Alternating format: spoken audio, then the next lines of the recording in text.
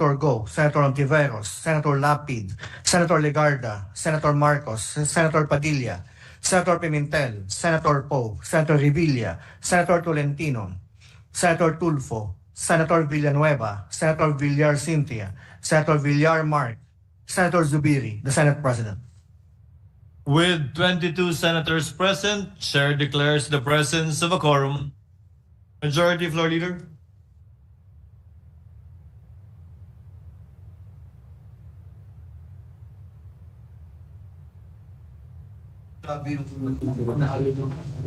Mr. President, before we proceed with the business for the day, Mr. President, I'd like to acknowledge some guests present in the gallery today. Guests of Senator Nancy Binay, senior citizens from Barangay Pio del Pilar, Makati City.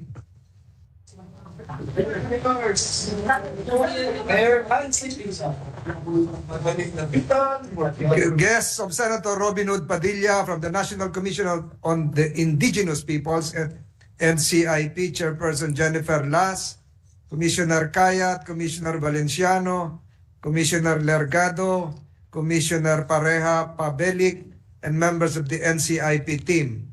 Guests of Senator our Senate President from Barangay Bulan, Sorsogon, Barangay Executives.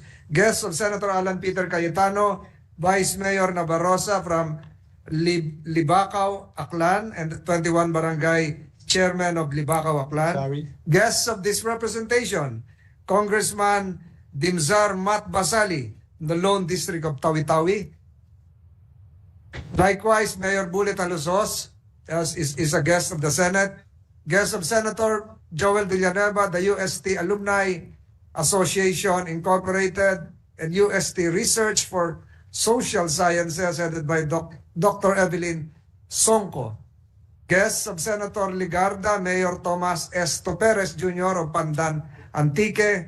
We have visitors from Siquijor, LGU Vice Mayor Meiling Quezon, Mayor Neil Masayon, Mayor Wilfredo Capundag, Mayor Cyrus Cabilo. Guests of Senator Revilla, Councilor Apol Tolentino of Alamino City, Pangasinan, Councilor Alvin Giang Tolentino Burgos, Pangasinan. We welcome the guests, Mr. President.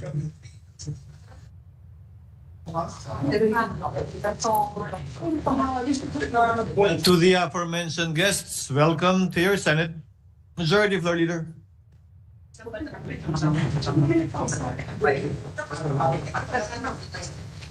Mr. President, I move that we dispense with the reading of the journal of the 23rd session, Tuesday, September 17, 2024, and consider the same as approved.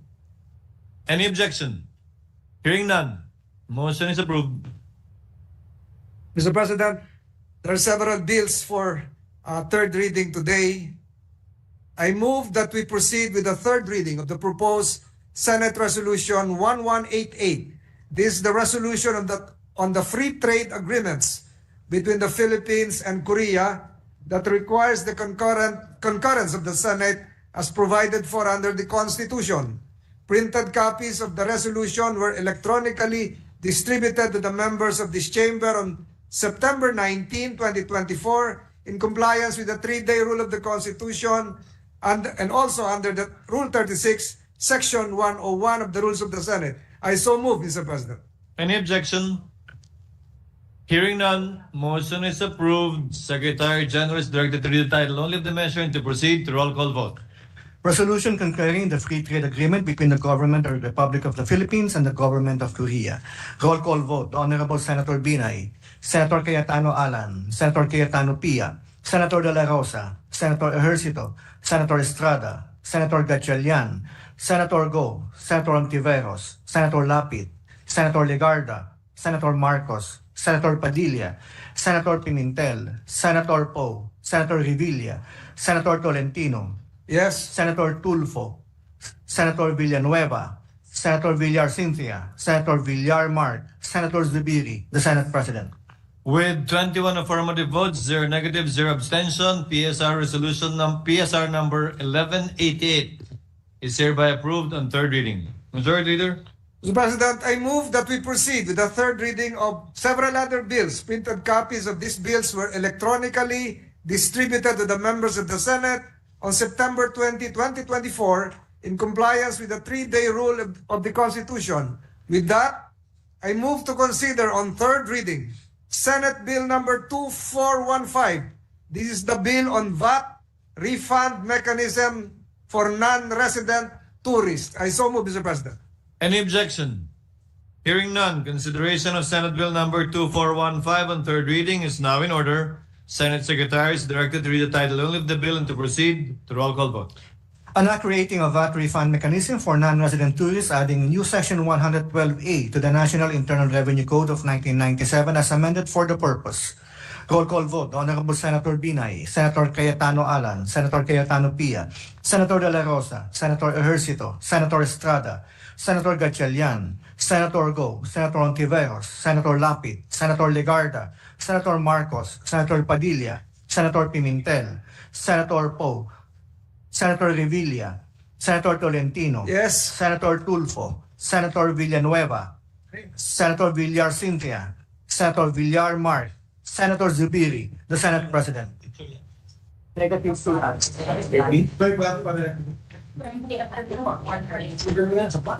With 20 affirmative votes, 1 negative, 0 abstention, Senate Bill number 2415 is approved on third reading. Mr. President, the minority leader is seeking the floor.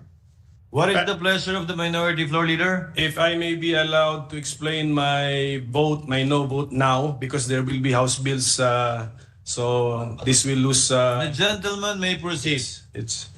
I vote no to the passage of this bill. Before everything, allow me to reiterate my support to the efforts to stimulate our tourism industry as a means to boost the national economy. However, I believe that this measure is not the appropriate measure to achieve that goal. First, this measure exposes the government to further tax leakages. Despite having the highest VAT rate in Southeast Asia, our VAT collection efficiency is the lowest in the region at just 40%. We have already lost billions in revenue due to these inefficiencies, compounded by ghost receipts, fraud, and an exemption-plagued tax system. Our priority should be to improve tax administration and preserve the integrity of our tax framework, not create additional vulnerabilities. Second, we are effectively giving away 4 billion pesos of Filipino taxpayers' money to foreigners. The special fund comprised of 5% of all VAT collections from which VAT refund shall be sourced is mostly paid by Filipinos. This fund is for contingent VAT refunds. It's not meant to be exhausted simply because it remains underutilized. Instead of giving 4 billion pesos away to foreign tourists, we should direct these funds towards programs and projects that directly benefit the Filipino people. Third, in order for this measure to work, there must be a robust mechanism to separately track tourist expenditures and the corresponding VAT paid by them. The VAT to be refunded to the tourists should never exceed the total VAT paid by them. Otherwise, the system will be fundamentally flawed and unfair to Filipino taxpayers. Finally, the costs of implementing this program could outweigh its projected benefits. While potential earnings are estimated at 3.3 billion pesos to 5.7 billion pesos, expenses, costs, or losses are projected at 2.9 billion pesos to 4.1 billion pesos. In addition, the government will incur additional expenses for engaging third-party VAT operators along with administrative and other operational expenses, further diminishing the potential gains from this program. I hope we will not attract fly-by-night third-party operators. I hope the tourist VAT refunds will not exceed the tourist VAT payments. Mr. President and dear colleagues, there are far more important matters pending before this august body that deserve our attention and prioritization. Thus, I urge, even at this late point, my esteemed colleagues to reconsider this bill. If we truly want to boost tourism, let us invest directly in tourism by improving our infrastructure and enhancing the overall tourist experience. So for these reasons, I am voting no to the bill. Thank you, Mr. President. Noted and entered into the records. What is the pleasure of Senator Sherwin Gatchalian? Thank you, Mr. President. Mr. President, to explain my vote. The gentleman may proceed. You are recognized. Mr. President, distinguished colleagues, allow me to briefly manifest before this august body the rationale behind our pursuit of the passage of the VAT refund mechanism for non-resident tourists. The proposed VAT refund mechanism for non-resident tourists is aligned with our collective goal to complement the administration's effort to boost tourism. By allowing foreign visitors to claim VAT refunds on goods they purchase in our country, we create an environment that not only attracts more tourists but also encourages them to spend more on our products, which will eventually be taken out of the country. This bill is not just about short-term gains, it's about long-term growth of our tourism industry and the economy as a whole. The revenue loss we may incur from these refunds will be offset by the increased spending of tourists, which in turn will generate more jobs, stimulate local industries, and ultimately boost our economic activity. According to the National Economic Development Authority, in terms of net benefit, this fiscal reform is projected to generate an amount ranging from 3.3 billion pesos to 5.7 billion pesos per annum from 2024 to 2028. The proposed scheme is expected to create additional employment opportunities of 4.4 thousand to 1.7 thousand, 4.4 thousand to 7.1 thousand per annum from 2024 to 2028. This bill is an investment in our tourism sector and, by extension, an investment in the livelihoods of many Filipinos who rely on this industry. With this, I humbly submit the potential rewards of this policy far outweighs its risk. Thank you, Mr. President. Noted and entered into the records. What is the pleasure of Senator Villanueva? Mr. President, may I just be allowed to insert into the records the explanation of my vote, and I vote in the affirmative, Mr. President. Thank you. With due thanks and duly noted as well. Majority Leader? Mr. President, no other member wishes to make a manifestation. I move to consider on third reading Senate Bill number 2451. This is the bill on Ligtas Pinoy Centers Act. I so move, Mr. President.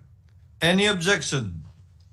There being none, Senate Bill number 2451, consideration rather of Senate Bill number 2451 on third reading is now in order. Senate Secretary is directed to read the title only of the bill and to proceed. Roll call vote. And not establishing evacuation centers for every city and municipality and appropriating funds therefore.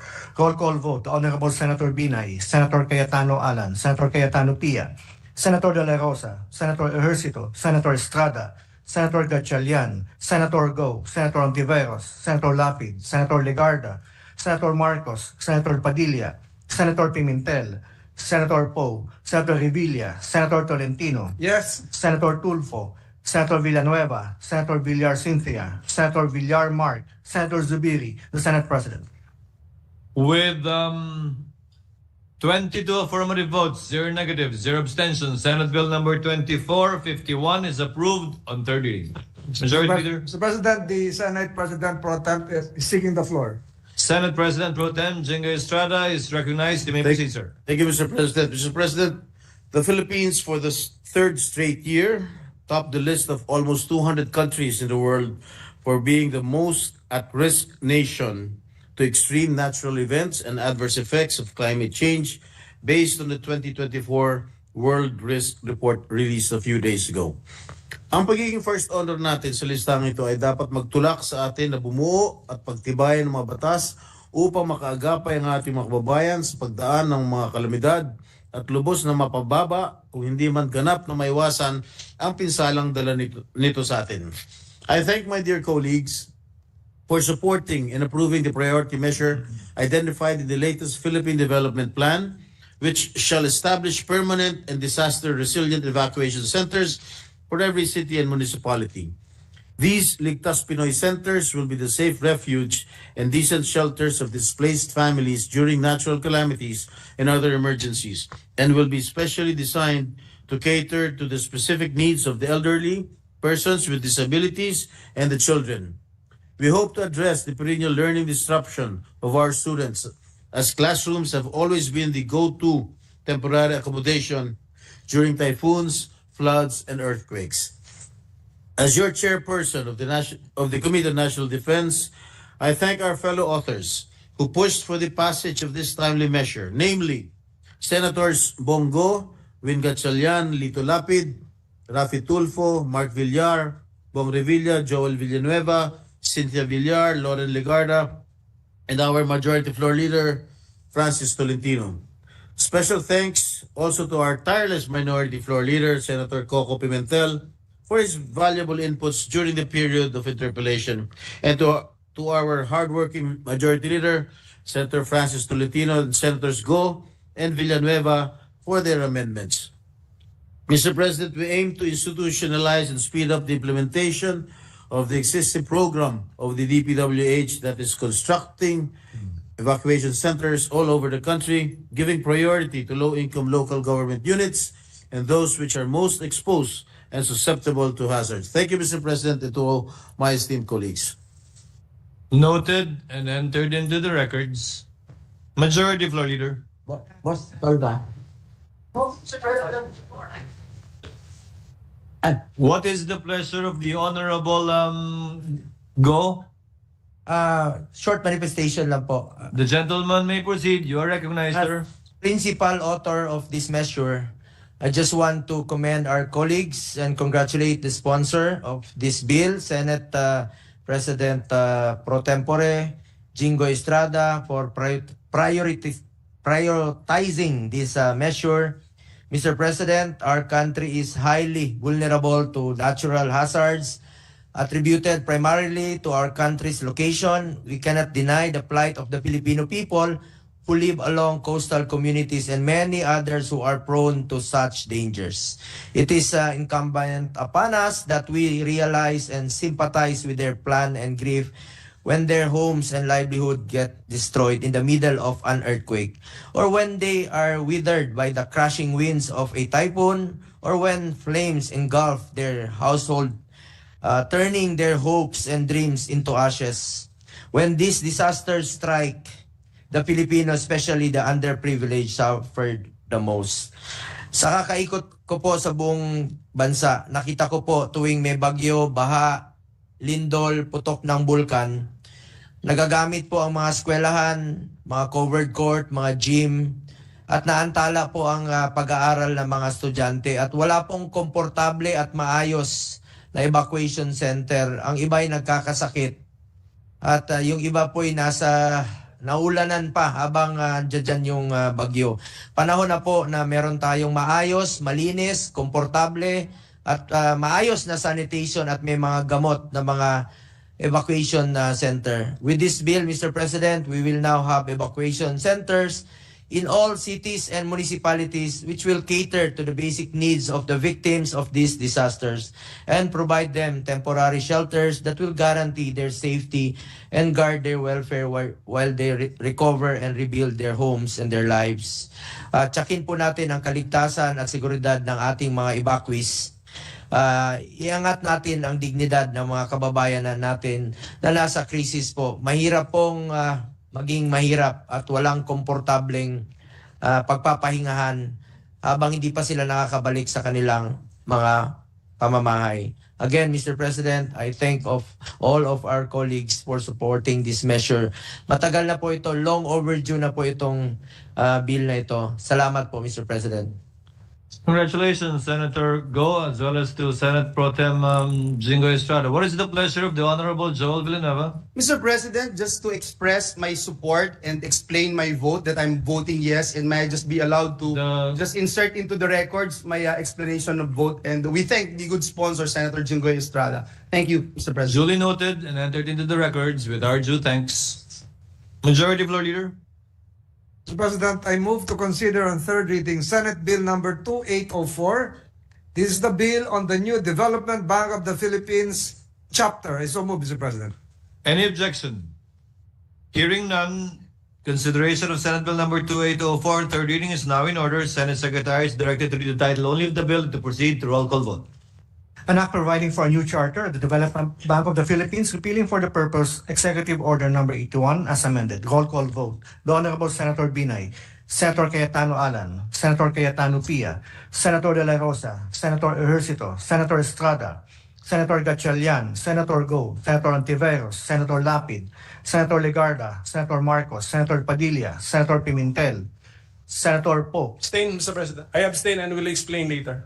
Senator Poe, Senator Revilla, Senator Tolentino, Senator Tulfo, Senator Villanueva, Senator Villar Cynthia, Senator Villar Mark, Senator Zubiri, the Senate President.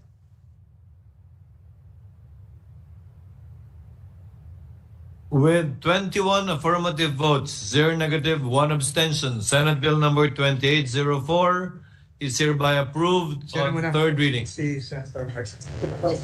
Mr. President, Senator Mark Villar, the principal author, is taking the floor. What is the pleasure of the Honorable Mark Villar? I would like to make a manifestation, Mr. President. The gentleman may proceed. Mr. President, my dear colleagues, I would like to extend my gratitude for your support of the new charter of the Development Bank of the Philippines. The approval on third reading of this bill takes us one step closer in providing greater accessibility of financial resources to our fellow Filipinos.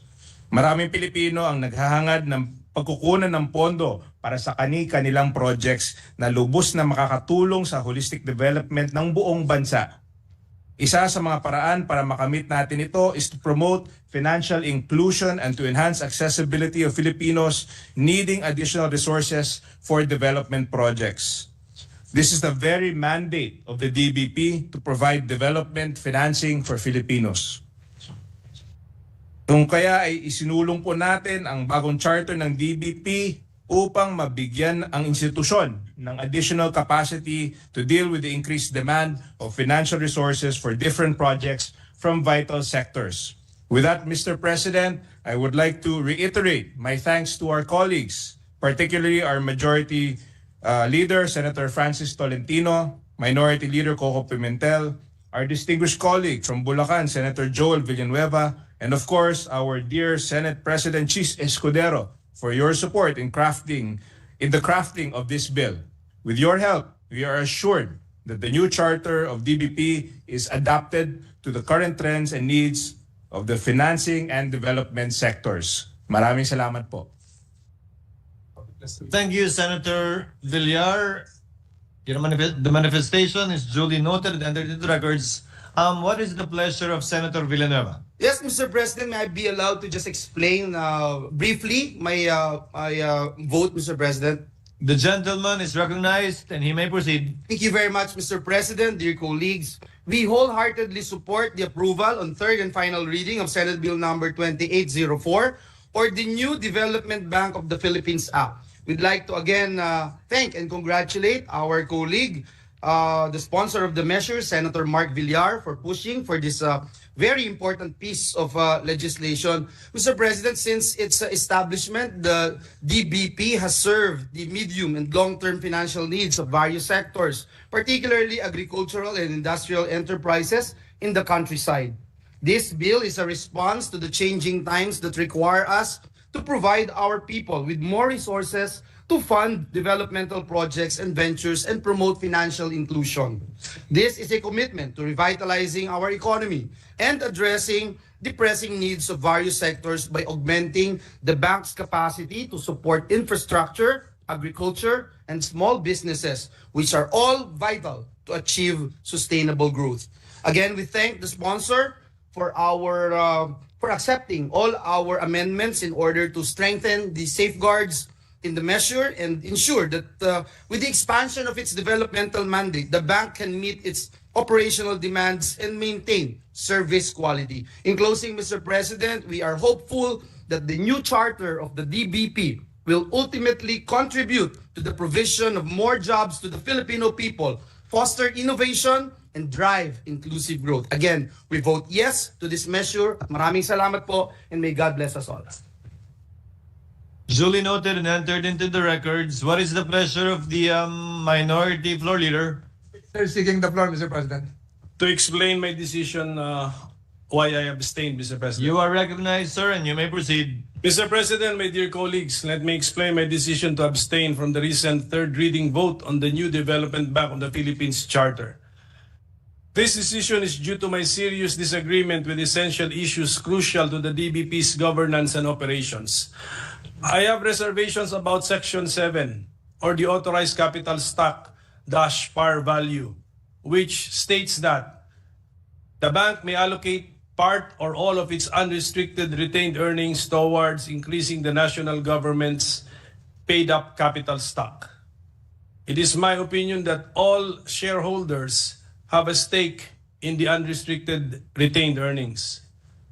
Also, the law must recognize the distinct juridical personality of the bank from the juridical personality of the national government as a shareholder of the bank. We cannot dissolve this legal distinction in the name of expediency. Lastly, I am afraid I have to disagree with the decision of the DBP not to provide the Senate through this representation with the names of the debtors whose debts were written off. The DBP cites Section 22 of EO 81 as amended, which states as follows. Section 22, Prohibition on officers and employees of the bank, except as required by law or upon order of a court of competent jurisdiction or the express order of the President of the Philippines or written permission of the client. No officer or employee of the bank shall reveal to, nor allowed to be examined, inquired, or looked into by any third person, government official, bureau, or office any information relative to details of individual accounts or specific banking transactions, provided that in respect to deposits of whatever nature, the provisions of existing laws shall apply. Even for debts written off, it is the opinion of this representation that the bank is under obligation to exhaust all efforts, including the institution of court cases, to collect these debts. In the efforts to collect, particularly the institution of court cases, surely the bank would have to disclose the names of these debtors as the named defendants. I am of the opinion, therefore, that these written-off debts are not included in the accounts or transactions which cannot be inquired into. It is essential to examine these accounts to a certain accountability. So, Mr. President, my dear colleagues, these issues are vital for the long-term success and integrity of the DBP. Because I have my doubts reinforced by incomplete information, I have abstained. Thank you, Mr. President. Thank you very much to our distinguished Minority Floor Leader, duly noted and entered into the records. Majority Floor Leader. Mr. President, I move that we proceed with the third reading again of several bills originating from the House of Representatives, Mr. President, the printed copies of which were electronically distributed to the members of the Senate on September 19, 2024, in compliance with the 3-day rule of the Constitution. With that, I move to consider on third reading House Bill number 10396. This is the bill for an independent national high school to be known as the Tabak National High School. I so move, Mr. President. Any objection? There being none, consideration of House Bill number 10396 on third reading is now in order. Senate Secretary is directed to read the title only of the bill and to proceed to roll call vote. An act separating the Bocong National High School, Tabak Annex in Barangay Upper Pulacan, Municipality of Labangan, Province of Zamboanga del Sur, from the Bocong National High School, converting it into an independent national high school to be known as the Tabak National High School, and appropriating funds therefore. Roll call vote. Honorable Senator Binay, Senator Cayetano Alan, Senator Cayetano Pia, Senator De La Rosa, Senator Ejercito, Senator Estrada, Senator Gatchalian, Senator Go, Senator Ontiveros, Senator Lapid, Senator Legarda, Senator Marcos, Senator Padilla, Senator Pimentel, Senator Poe, Senator Revilla, Senator Tolentino, Yes. Senator Tulfo, Senator Villanueva, Senator Villar Cynthia, Senator Villar Mark, Senator Zubiri, the Senate President.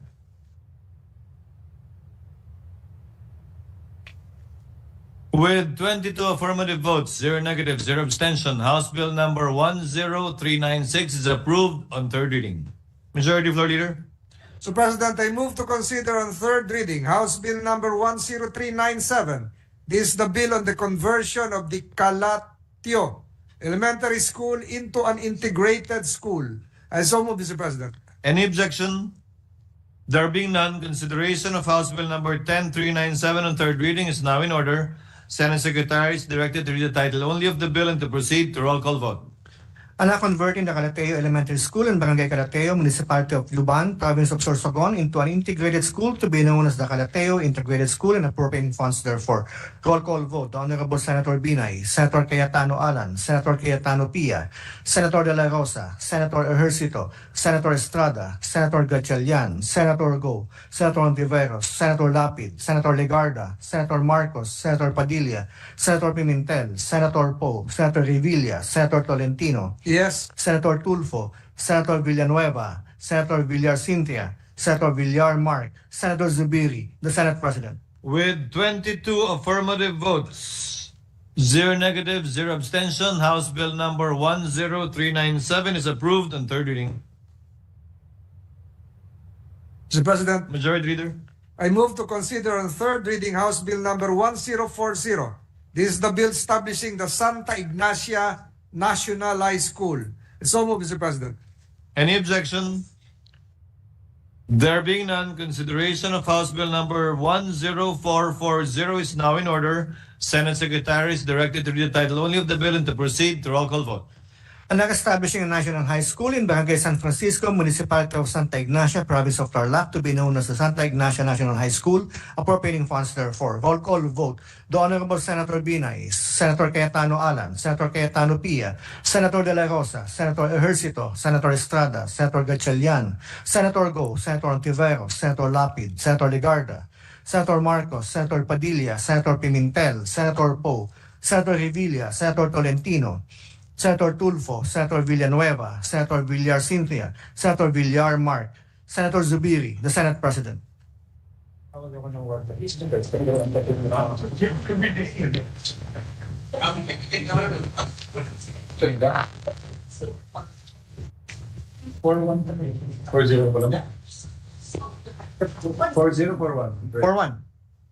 For one. Manikling. With 22 affirmative votes, 0 negative, 0 abstention, House Bill number 10441 is approved on third reading. Mr. President, I move to consider on third reading House Bill number 10441. This is the bill. Sure. So ngayon, Chair 1 minute suspension, would like Mr. to President. correct. Chair would like to correct the earlier bill that we voted upon on third reading. It should be House Bill number 10440 pertaining to the National High School in Barangay San Francisco, Municipality of Santa Ignacia, Province of Tarlac. That was the bill, the local bill that we approved earlier. yes, sir. Now, any objection to the motion of the majority floor leader to take up House Bill number 10441? There being none, the aforementioned bill is now under consideration on third reading. Senate Secretary is directed to read the title only of the measure and to proceed to roll call vote. And establishing a national high school in Barangay Manikling, Municipality of San Isidro, Province of Davao Oriental, to be known as the Manikling National High School and appropriating funds therefore. Roll call vote. The Honorable Senator Binay, Senator Cayetano Alan, Senator Cayetano Pia, Senator De La Rosa, Senator Ejercito, Senator Estrada, Senator Gatchalian, Senator Go, Senator Ontiveros, Senator Lapid, Senator Legarda, Senator Marcos, Senator Padilla, Senator Pimentel, Senator Poe, Senator Revilla, Senator Tolentino, Yes. Senator Tulfo, Senator Villanueva, Senator Villar Cynthia, Senator Villar Mark, Senator Zubiri, the Senate President. With 22 affirmative votes, 0 negative, 0 abstention, House Bill number 10441 is approved on third reading. Majority floor leader. Mr. President, I move to consider on third reading House Bill number 10442. This is the bill establishing the Maputi National High School. And so move, Mr. President. Any objection? There being none, consideration of the aforementioned bill is now in order. Senate Secretary is directed to read the title only of the bill and to proceed to roll call vote. And establishing a national high school in Barangay Maputi, Municipality of Banay-Banay, Province of Davao Oriental, to be known as the Maputi National High School and appropriating funds therefore. Roll call vote. The Honorable Senator Binay, Senator Cayetano Alan, Senator Cayetano Pia, Senator De La Rosa, Senator Ejercito, Senator Estrada, Senator Gatchalian, Senator Go, Senator Ontiveros, Senator Lapid, Senator Legarda, Senator Marcos, Senator Padilla, Senator Pimentel, Senator Poe, Senator Revilla, Senator Tolentino, Senator Tulfo, Senator Villanueva, Senator Villar Cynthia, Senator Villar Mark, Senator Zubiri, the Senate President. With 22 affirmative votes, 0 negative, 0 abstention, House Bill number 10442 is approved on third reading. Mr. President, I move to consider on third reading House Bill number 10443. This is the bill for an independent national high school to be known as the Silukap National High School. I so move, Mr. President. Any objection? Hearing none, consideration of House Bill number 10443 on third reading is now in order. Senate Secretary is directed to read the title only of the bill and to proceed to roll call vote. Anak separating the Liloy National High School, Silukap Extension, in Barangay Silukap, Municipality of Liloy, Province of Zamboanga del Norte, from the Liloy National High School, converting it into an independent national high school to be known as the Silukap National High School, and appropriating funds therefore. Roll call vote. The Honorable Senator Binay, Senator Cayetano Alan, Senator Cayetano Pia, Senator De La Rosa, Senator Ejercito, Senator Estrada, Senator Gatchalian, Senator Go, Senator Ontiveros, Senator Lapid, Senator Legarda, Senator Marcos, Senator Padilla, Senator Pimentel, Senator Poe, Senator Revilla, Senator Tolentino, Senator Tulfo, Senator Villanueva, Senator Villar Cynthia, Senator Villar Mark, Senator Zubiri, the Senate President. With 22 affirmative votes, 0 negative, 0 abstention, House Bill number 10443 is approved on third reading. What is the pleasure of the Honorable Go? Mr. President, may I request to be considered as co-sponsor of the local bills we approved today on third reading. Congratulations to the sponsor, Senator Win Gatchalian. Thank you, Mr. President. Duly noted and entered into the records. Majority Floor Leader.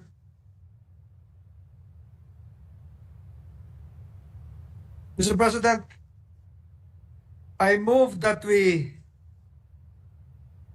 proceed with the reference of business. Any objection? Hearing none, same is approved. Secretary General is directed to comply. Bills on first reading. Senate number 2827, an act institutionalizing the career progression system for public school teachers and appropriating funds therefore. Senator Gatchalian.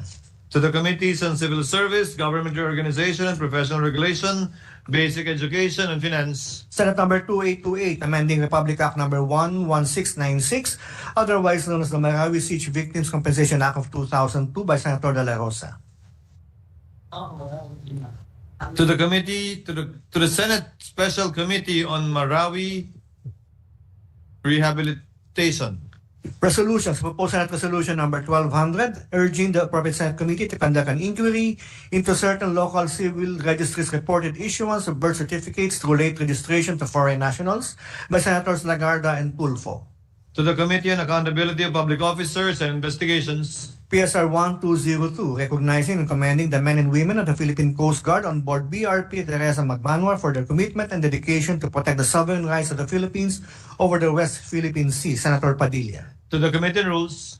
Additional reference of business. Message of the President of the Philippines, letter of His Excellency President Marcos, dated 10 September 2024, submitting for the Senate's consideration and concurrence the treaty between the Government of the Republic of the Philippines and the Government of United Kingdom of Great Britain and Northern Ireland on the transfer of sentenced persons, which was signed on 26 October 2023 in Manila, Philippines. To the Committee on Foreign Relations. Bills on first reading. Senate number 2829, strengthening the establishment and operation of all public and private higher education institutions. Senator Legarda.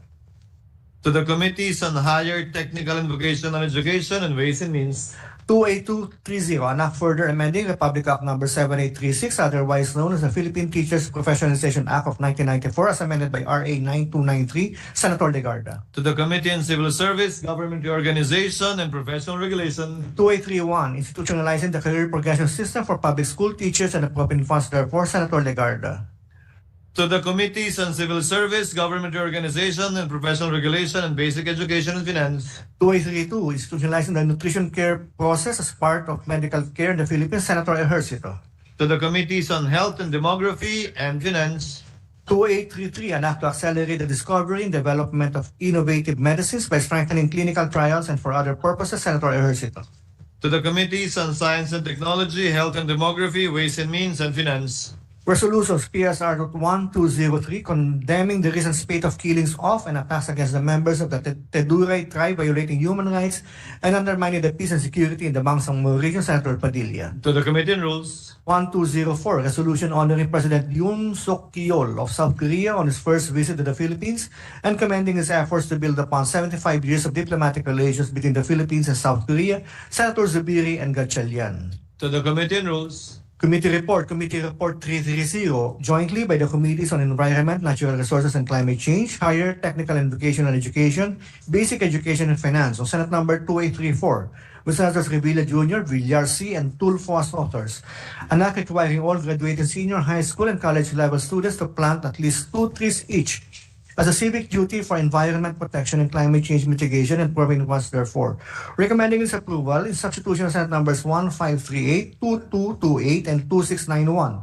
Taking into consideration House number 9588, sponsor Senator Villar C. To the calendar for ordinary business. Majority Floor Leader. Mr. President, I move that we recognize Senator Rafi Tulfo following the signing of the Seafarers Act to express his appreciation to this chamber, Mr. President. Senator Tulfo is recognized. You may proceed, sir. Mr. President, esteemed colleagues, I feel nothing but gratitude today. Despite the long and turbulent journey, the Magna Carta of Filipino seafarers has finally reached its destination.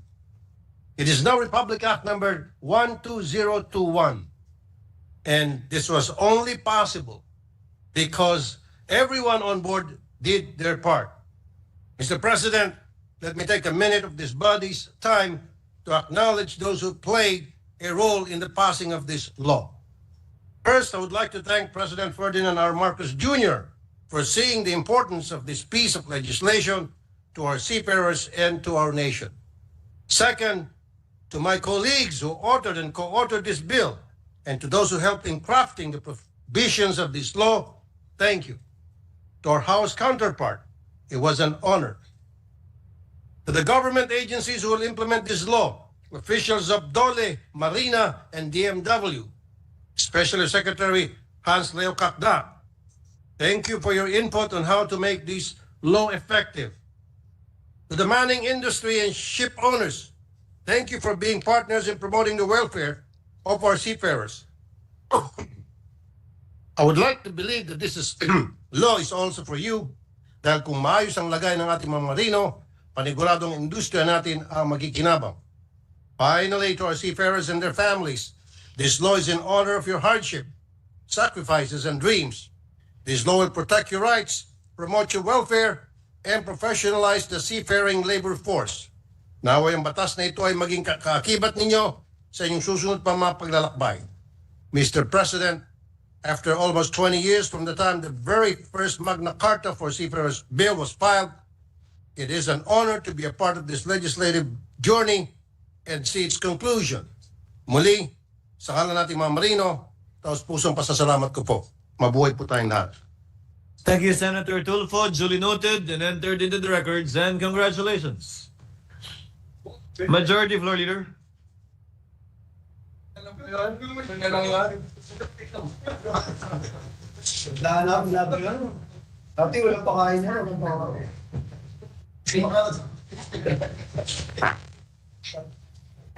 Mr. President, I move that we transfer from the calendar for ordinary business to the calendar for special orders, Committee Report number 330 on Senate Bill number 2834. This is the bill on the tree planting legacy of Graduate Act of 2024. I so move, Mr. President. Any objection? Hearing none, the motion is approved. Secretary is directed to read the title only of the bill without prejudice and inserting the entire text thereof into the records.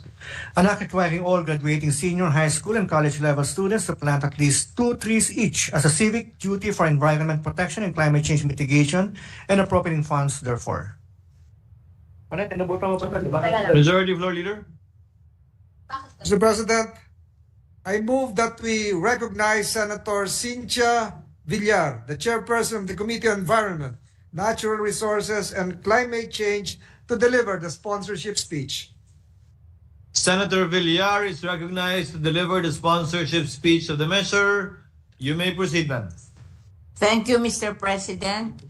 My fellow senator, it is with great honor and a deep sense of responsibility that I rise today to sponsor and present Senate Bill number 2834 under Committee Report 330. This refers to the Tree Planting Legacy of Graduates Act of 2024, which seeks to institutionalize tree planting as a civic duty for all graduating senior high school and college students across the country. The goal is to address the environmental challenges we face, particularly the effects of climate change, while fostering a culture of environmental responsibility among our youth. The committee report, prepared and submitted jointly by the Committee on Environment, Natural Resources, and Climate Change, Higher Technical and Vocational Education, Basic Education, and Finance, is a substitution of Senate Bill number 1538, authored by Senator Revilla, Senate Bill 2228, which I authored, and Senate Bill number 2691, authored by Senator Tulfo. It also takes into consideration House Bill number 9588, the counterpart bill principally authored by Congressman Mark Go of Baguio City and passed on third reading by the House of Representatives. I would like to extend my gratitude to Senator Win Gatchalian, Chair of the Committee on Basic Education, and Senator Alan Peter Cayetano, Chair of the Committee on Higher and Technical Vocational Education, for entrusting the consideration of these bills to the Committee on Environment, Natural Resources, and Climate Change, which I chair. This measure comes at a critical moment as our country faces increasing devastation caused by typhoon. In July 2024, Typhoon Karina, combined with the southwest monsoon or habagat, severely impacted northern and central Luzon, Metro Manila, and southern Luzon, displacing more than 1.1 million people and affecting more than 6 million Filipinos. The typhoon caused significant damage to infrastructure with an estimated amount of almost 6 billion, and to agriculture, with the Department of Agriculture declaring losses at 2 billion, severely affecting irrigation systems, rice, corn, other essential crops, fisheries, livestock, and poultry. In early September 2024, Typhoon Enteng, international name Yagi, worsened the situation, particularly in Luzon and the Visayas. Enteng caused 704 million in damage to infrastructure, including roads, bridges, and flood control system, crippling recovery efforts in already affected areas. Agricultural losses also reached more than 1.9 billion. More than 3 million Filipinos were affected, with thousands being displaced. Transportation was also heavily disrupted across several provinces. While the Philippines is a tropical country, it is now experiencing shortage of trees that could mitigate the effects of natural disasters like flooding and landslide. To reduce these risks, it is essential to plant more trees. Trees are vital in stabilizing the soil, absorbing water, and controlling erosion. Additionally, they help slow down the flow of rainwater, thereby reducing the volume that leads to severe flooding.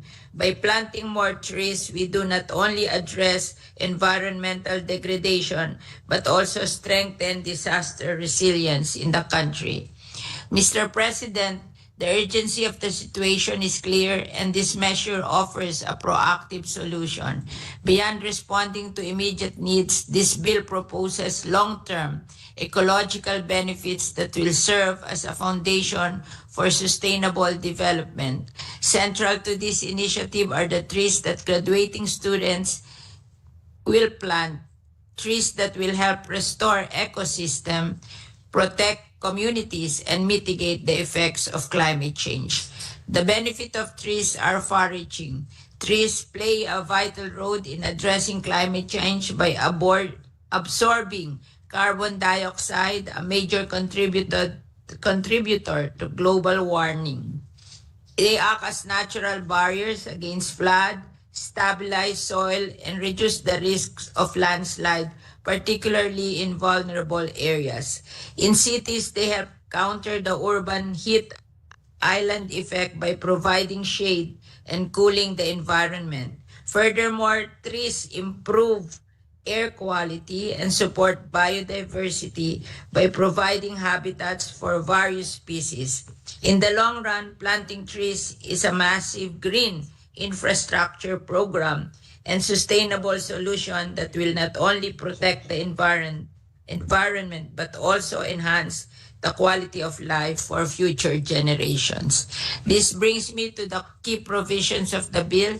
The Tree Planting Legacy of Graduates Act of 2024 offers a comprehensive approach to tackling environmental challenges. First, the bill mandates that all graduating senior high school students and college students plant at least 2 trees as a prerequisite for graduation.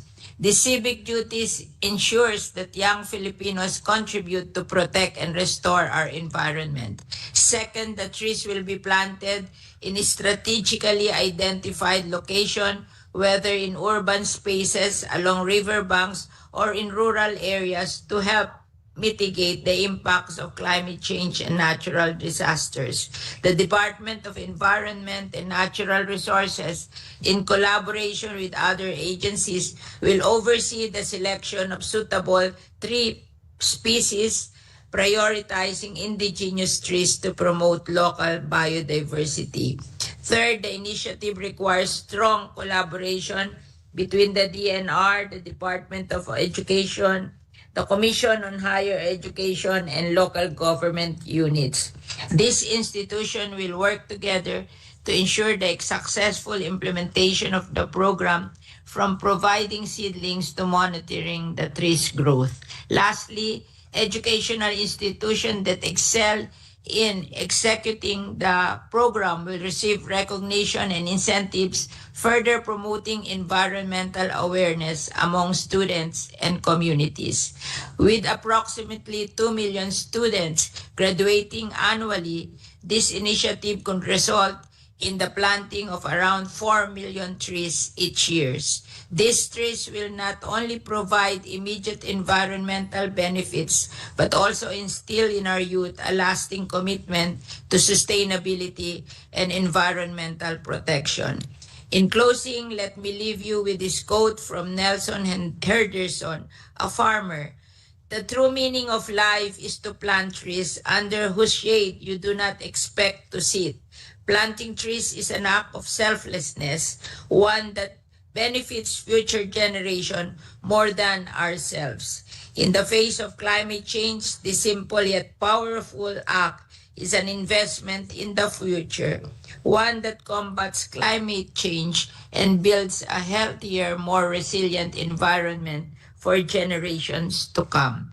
Hence, I urge you, my dear colleagues, to support this important legislation. Thank you. Thank you, Senator Villar. Majority Floor Leader. Mr. President, Senator Juan Miguel Zubiri is seeking the floor. I ask that he be recognized. What is the pleasure of the Honorable Zubiri? Yes, thank you, Mr. President. We'd just like to manifest our full support, if I may, on the measure of Senator Villar. The gentleman may proceed. Thank you very much, Mr. President. Mr. President, I would like to put on record my full support on Senate Bill number 2834, and I thank our distinguished Mama Bear of the Senate, Senator Cynthia Villar, for this measure. Imagine how many hundreds of thousands of students graduate every year, Mr. President, and all planting 2 trees per student. That will make hundreds of trees, hundreds of thousands of trees being planted every year. The good lady sponsor is absolutely correct in saying that our forest cover now has been declining throughout these years, steadily declining. And doing so, when you graduate, you plant 2 trees, will put love and respect for Mother Nature in our society. And I think that is what is truly needed nowadays. And so passing a measure such as this will at least allow state universities and colleges all over the country, from Apari to Tawi-Tawi, to be able to plant trees all over their communities. We just need to designate planting areas para hindi naman po masayang. Kasi baka itanim nila sa harap ng bahay nila yung puno, pwede din po yan, pero mas maganda po if we can make it a community forest. Because this community forest will of course be able to be a protective covering for wildlife, and of course for flora and fauna, as well as a protection, particularly in riverbanks and areas where it needs climate change mitigation and resilience. So I'm in full support of this measure, and I'd like to request the sponsor, if I could be made co-author and co-sponsor of this measure. And in a later hour, I will also submit my sponsorship speech with her permission and submit it to the records. Maraming salamat po, Mr. President. Given that Senator Villar is nodding, she accedes to the co-authorship of the Honorable Zubiri, and the submission of his co-sponsorship speech is duly noted and entered into the records. What is the pleasure of Senator Villanueva? Mr. President, may I be allowed to deliver my co-sponsorship speech, Mr. President? The gentleman may proceed. Thank you, Mr. President. I'll be brief and would just like to put into the records of this August chamber my sincerest thanks and congratulations to our Mama Bear, our dear Senator Cynthia Villar, for sponsoring Senate Bill number 2834 under Committee Report number 330, or the Tree Planting Legacy of Graduates Act of 2024. Mr. President, we are in the era of multi-trillion budgets, of which hundreds of billions are spent on flood control projects amounting to at least 1.4 billion pesos a day for this year alone, Mr. President.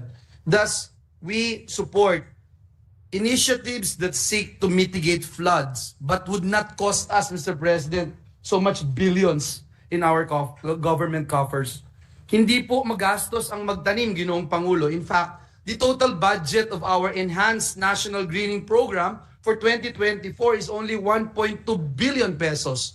Mr. President, again, compared to 1.44 billion pesos a day budget for flood control, 1.2 billion po buong taon na ng National Greening Program po ng ating pamahalaan. And since its implementation in 2011 to 2023, ang report po sa atin, questionable man o hindi, more or less 2 billion seedlings na daw po ang have been planted, Mr. President. Their importance in risk reduction cannot be emphasized enough. That's what I wanted to raise in this August chamber. Trees remove water from the catchment area, leading to reduced pressure on drainage systems in urban areas and a reduction in flood risk through the absorption of runoffs from the roads and agricultural areas in rural areas. Mr. President, apart from this, the tree planting activity inculcates in our youth the values of patriotism and environmental conservation and encourages our youth to become more involved in public and civic affairs.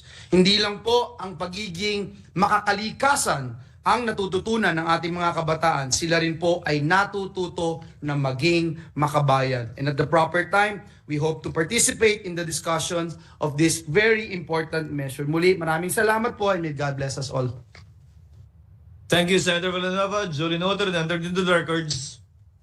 What is the pleasure of the Honorable De La Rosa? Senator De La Rosa, Mr. President, is seeking the floor to deliver a co-sponsorship speech. Senator De La Rosa is recognized to deliver his co-sponsorship speech. You may proceed, sir. Thank you, Mr. President. Mr. President, it is my honor to stand and co-sponsor Senate Bill number 2834, requiring all graduating senior high school and college level students to plant at least 2 trees each. Before I proceed, Mr. President, I wish to express for the record my commendation to our dear chairperson of the Committee on Environment, Natural Resources and Climate Change, Senator Cynthia Villar, for acting on this mission. Every graduating student knows ang isa sa pinakamahalagang dokumento na dapat niyang kumplituhin ay ang clearance for graduation. All of us have been through this, Mr. President. But of course, we know that graduation must mean more than just checking off boxes on a list of requirements. It should be a ceremony that effectively sends adults out into the world, ready to take on the challenge of making it a better place. Senate Bill number 2834, Mr. President, adds precisely this dimension to the act of graduating. Once this measure is passed into law, graduation ceases to be some simple rite of passage or some event that you get to attend once you have completed a set of documentary or financial requirements. Graduation now becomes a way for our youth to give back and to Mother Nature, no less. It takes on the face not just of responsibility, not only of accountability, but also of opportunity. The opportunity to contribute to a greener, more sustainable nation and future. Sa pagsasabatas nito, masasabi ng ating mga kabataan with full confidence, bago ako nagtapos, nakapagtanim ako ng mga puno. Sa aking pagtatapos, ang ating inang kalikasan ay nakapagsimulang muli. One may be cleared for graduation from senior high school and college, Mr. President, but we shall never be cleared from our duties towards nature. I dare say, however, that if we start them young, we are definitely on the right track. I would like to ask the good sponsor if I may be made co-author of this mission. Thank you, Madam Sponsor. Maraming salamat, Mr. President. Thank you, Senator De La Rosa. The gentleman's remarks are noted and entered into the records. Majority Floor Leader. Mr. President, Senator Ramon Revilla would like to be made a co-author of Senate Bill 2834, the tree planting law. Senators Gatchalian, Revilla, Ligarda would like to insert into the record their co-sponsors' speeches into the record. And this representation likewise would like to be made a co-author of the same bill. As well as Senator Go. And as well as Senator Go. Mr. President, Senator Go would like to have his co-sponsorship speech be inserted into the record, as well as Senator Nancy Binay, Mr. President. Duly noted and entered into the records. Mr. President, we are in receipt of the Conference Committee report on the disagreeing provisions of Senate Bill number 2514 and House Bill number 8468. These are the bills on the Philippine National Games Act. With that, I move to recognize the chairperson of the Senate panel, Senator Christopher Lawrence Go, to give us the highlights of the Conference Committee report. I so move, Mr. President. Any objection? There being none, Senator Go is hereby recognized to deliver the explanation of vote on the bicameral Conference Committee report on the disagreeing provisions of Senate Bill number 2514 and House Bill number 8468. You may proceed, sir. Mr. President, distinguished colleagues, as a result of the bicameral conference on the proposed Philippine National Games Act, I have the honor to submit the Conference Committee report on the disagreeing provisions of Senate Bill number 2514 and House Bill number 8468. Included in the report submitted is the joint explanatory statement on the disagreeing provisions of the two versions of the bill, which shall form part of my sponsorship speech. With the consent of the body, I would like the joint explanatory statement considered as read in toto into our record. Just to report, Mr. President, the BICAM agreed to use the term athletes with disabilities instead of para-athletes. To conform with the term used in Republic Act number 10699, we also added a provision on the power and function of the National Sports Associations to conduct separate competitions and select athletes, coaches, and other officials that will form the national team, to emphasize that the NSAs remain to have this power and function despite the institutionalization of the PNG. A new paragraph under Section 5 was added to mandate all national government agencies and instrumentalities to allow their personnel to join the sports delegations of the provinces and cities where they reside. The new Section 7 identified the official sports to be competed in the PNG as enumerated in the House version. We also determined to use PNG board instead of coordinating committee. I thank our fellow conferees on the part of the Senate, Senator Pia Cayetano, and our minority leader, Senator Coco Pimentel. I also congratulate the conferees on the part of the House of Representatives, Congressman Faustino Michael Carlos D., Congressman Richard Gomez, Congressman Eric Buhain, Congressman Eric Martinez, Congressman Emidio Tanhuatco III, Congressman Gas Tambunting, and Congressman Raul Manuel. Mr. President, this bill is a testament to our collective commitment to nurturing the athletic talent that abounds in every corner of our country. The Philippine National Games are not just competitions, they are platforms for discovering and nurturing the next generation of Filipino sports heroes. These games will help elevate our national pride and fortify our country's presence in international sports arenas.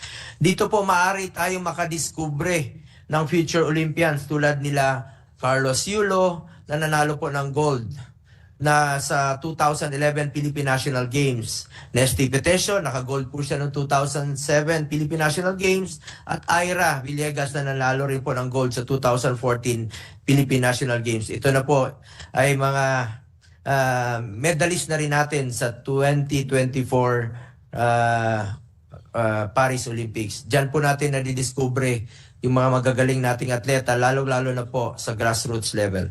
Bilang chairperson ng Committee on Youth, naniniwala rin po ako na isa po itong paraan para mailayo natin ang kabataan sa masasamang bisyo tulad ng illegal na droga, get into sports, stay away from drugs to keep us healthy and fit. In view of this, Mr. President, it is my humble submission that this bicameral conference committee report on the disagreeing provisions of Senate Bill number 2514 and House Bill 8468 be ratified by the Senate. Thank you, Mr. President.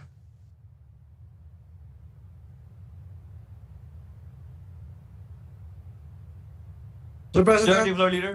Mr. President, I move that we approve and ratify the Conference Committee report on the disagreeing provisions of Senate Bill number 2514 and House Bill number 8468, and let the text of the joint explanation be deemed spread into the records of the Chamber. I so move, Mr. President.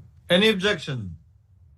There being none, the Conference Committee report on the disagreeing provisions of Senate Bill number 2514 and House Bill number 8468 is hereby approved and ratified. Congratulations to Senator Go. Mr. President, Majority Floor Leader. I move that we proceed with the adoption of multiple simple resolutions, Mr. President. The Majority Leader may proceed. Mr. President, I move that we consider the proposed Senate Resolution 657.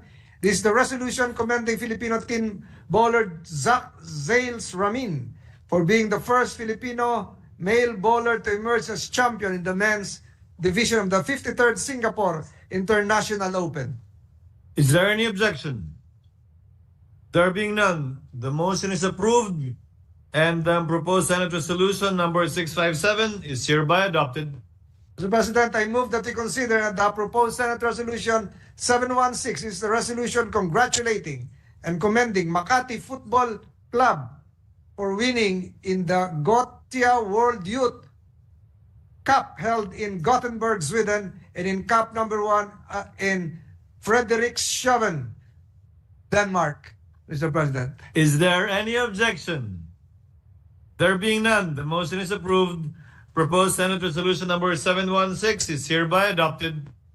Mr. President, I move that we consider and adopt proposed Senate Resolution number 1174. This is the resolution congratulating and commending the University of the Philippines Coral for winning the grand prize at the Professor John Giroki International Festival of Choral Song in Miederowi, Poland, held in July 21, 2024, subject to the correct pronunciation, Mr. President. Is there any objection? There being none, the motion is approved. Proposed Senate Resolution number 1174 is hereby adopted. Mr. President, I move that we consider and adopt proposed Senate Resolution number 1195, taking into consideration proposed Senate Resolution 1198. This is the resolution congratulating and commending Rubilen Amit for being the first Filipina to win the WPA Women's World 9-Ball Championship 2024. Any objection? There being none, the motion is approved.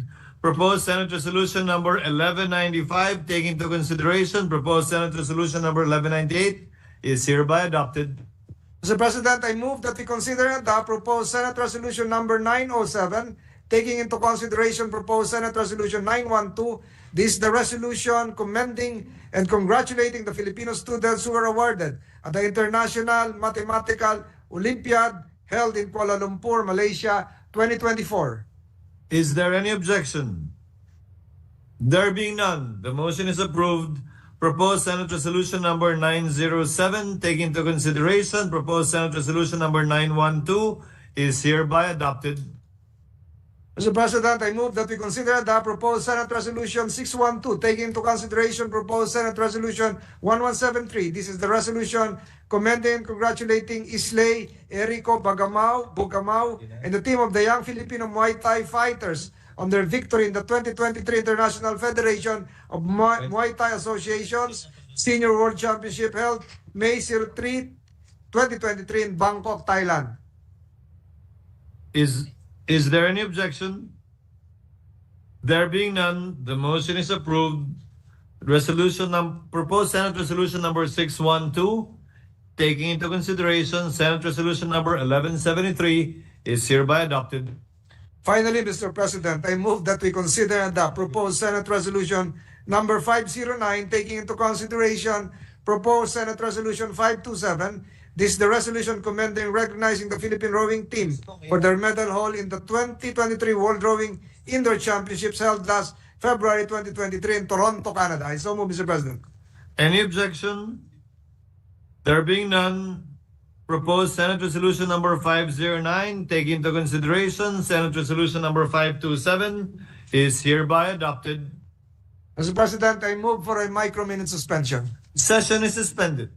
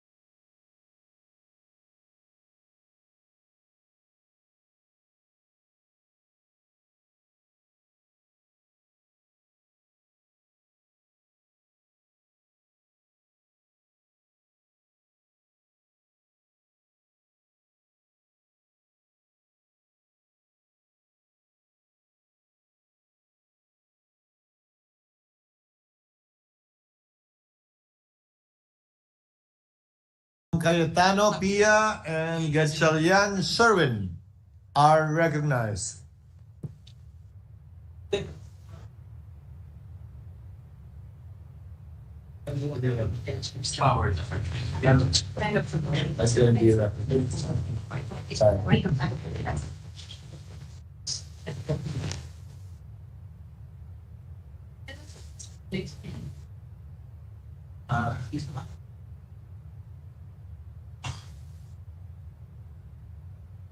Thank you, Mr. President. Mr. President, and Majority Leader, thank you very much.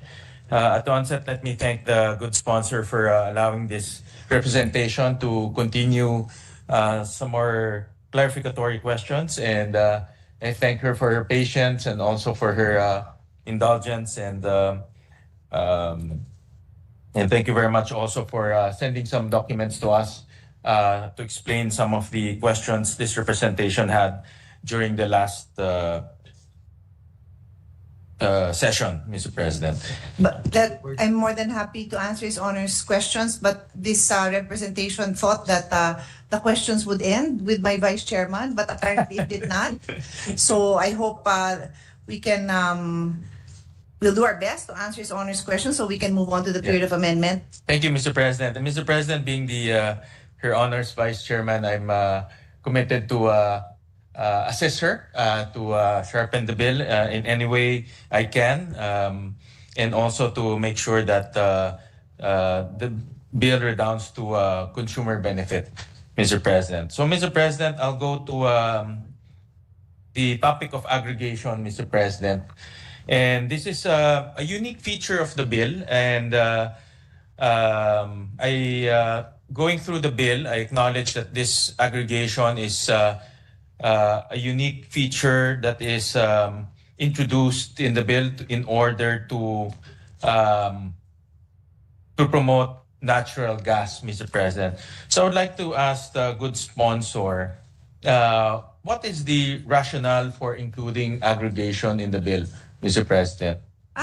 Well, Mr. President, aggregation is an important feature of this bill because in our primary objective of promoting energy security and recognizing that natural gas will play a big role in energy security, being our transition fuel, that will help us transition sooner than later to renewable energy. We want to create a situation, or we want to create an environment where we have the economies of scale, we have the power, the ability, I'll call it the economic stature, to bring in natural gas at the lowest possible price. And it's basic economics, it's economics 101, that if you can purchase in bulk, then you have purchasing power. You can negotiate prices better.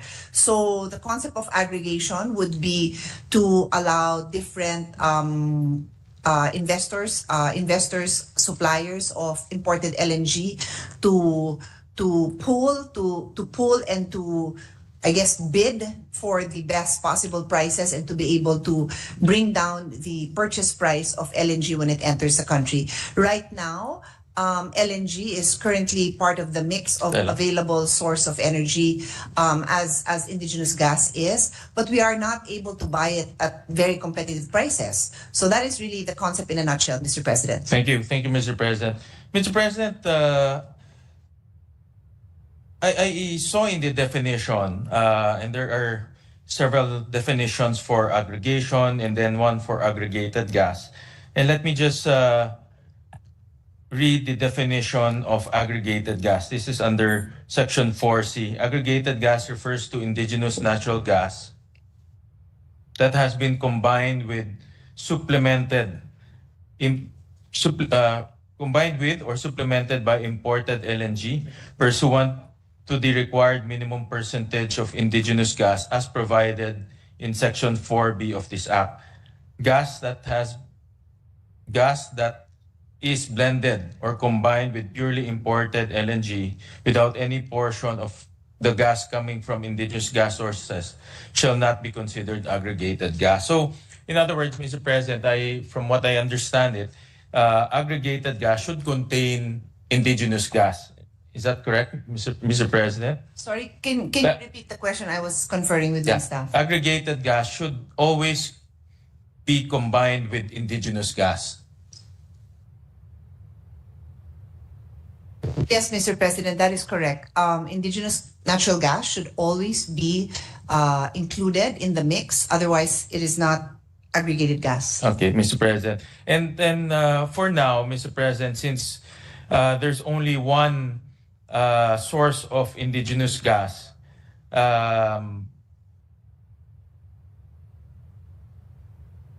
the aggregator for this aggregated gas is only going to be one entity, Mr. President.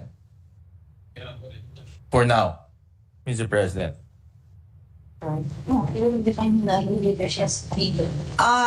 No, we have not defined who. I mean, there is no specific mention of who the aggregator is. Under the bill, it is DOE that will take the lead in aggregation.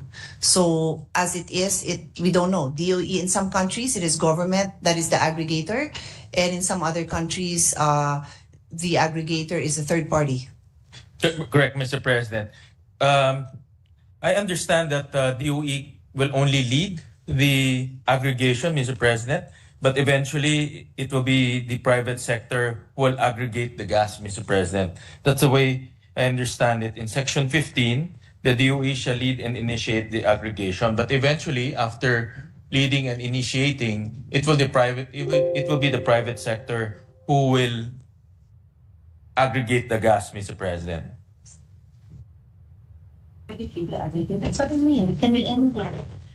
Actually, Mr. President, what was envisioned when we drafted this is that DOE will take the lead in implementing this project. So it could be DOE or it could be a third party.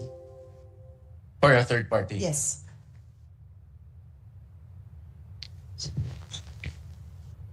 Let me just dissect the comments, Mr. President. If it's DOE, does that mean that DOE will raise capital in order to aggregate? No, the objective here is for DOE to lead to take the initial step in promoting aggregation. So it would convene the various sectors in the natural gas industry, and it may get ideas from the industry on how to proceed. It doesn't necessarily mean one thing or the other thing, Mr. President. So, but DOE will not be the counterparty to the contracts. Will they be the counterparty to the contracts? Because from what I understand, if DOE will lead, DOE will now be, for example, I'm just envisioning this, Mr. President, on how to operationalize it. It will now talk to different suppliers. First, it will talk to an indigenous gas supplier. And then after that, it will talk to other suppliers to aggregate it. But the other suppliers will always look for counterparties, Mr. President, because they will have to have a contract, Mr. President. So in that particular case where DOE will be the aggregator, will DOE be the counterparty? Because if it's the counterparty, then it will also have some form of capital, Mr. President. I think his honor answered the question by the way he phrased his question. If DOE is the aggregator, then it is the counterparty. He's the counterparty. It's not the aggregator because it could be the lead convener. It could be what we want is DOE takes the lead. DOE can also decide, you know what, after talking to all of you, none of you should be the aggregator. I will do it myself. DOE can also do that. That is how this humble representation has viewed this provision to be implemented. We're happy to get any comments, suggestions from His Honor, but that really was the intention. That's the intention for DOE will to be the counterparty for all of this. No, Mr. President. The intention is to DOE to take the lead in taking this step towards aggregation. Okay, all right. Siya yung magpapatawag ng, oh guys, we're gonna do aggregation, let's sit down together, let's sit down in the drawing board, let's talk about this. If it turns out that there's a lot of resistance and let's just say there are two contenders, so we want to be one of the top importers of LNG says, I'm volunteering to be the lead aggregator. And then the one and only indigenous gas supplier also says, me too, I'm volunteering. So as the lead in this project, DOE will help determine which is the best solution for the country. And if it comes to choosing between one, then as the lead agency, then DOE will have to make that call. If DOE is not happy with any of them, then I suppose DOE can say, like other countries, we'll do it ourselves. Okay. Okay. So it's very general. So DOE has the potential to do it themselves. For example, if the market for example, if DOE figures that they can command a better price through economies of scale, DOE can conduct the aggregation itself. In other words, Yes, Mr. but President. I believe that will be determined once we pass this law, and then DOE now says, let's proceed with the discussions on aggregation. Then DOE can come to that conclusion. All right, Mr. President.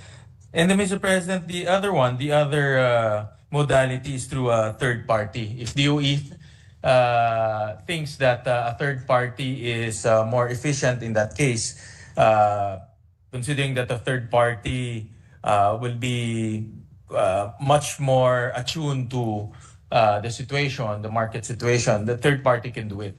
Definitely, Mr. President, definitely. And then the third, Mr. President, in this case, since there's only one supplier of indigenous gas, there'll only be one third party, Mr. President, because there's only one supplier.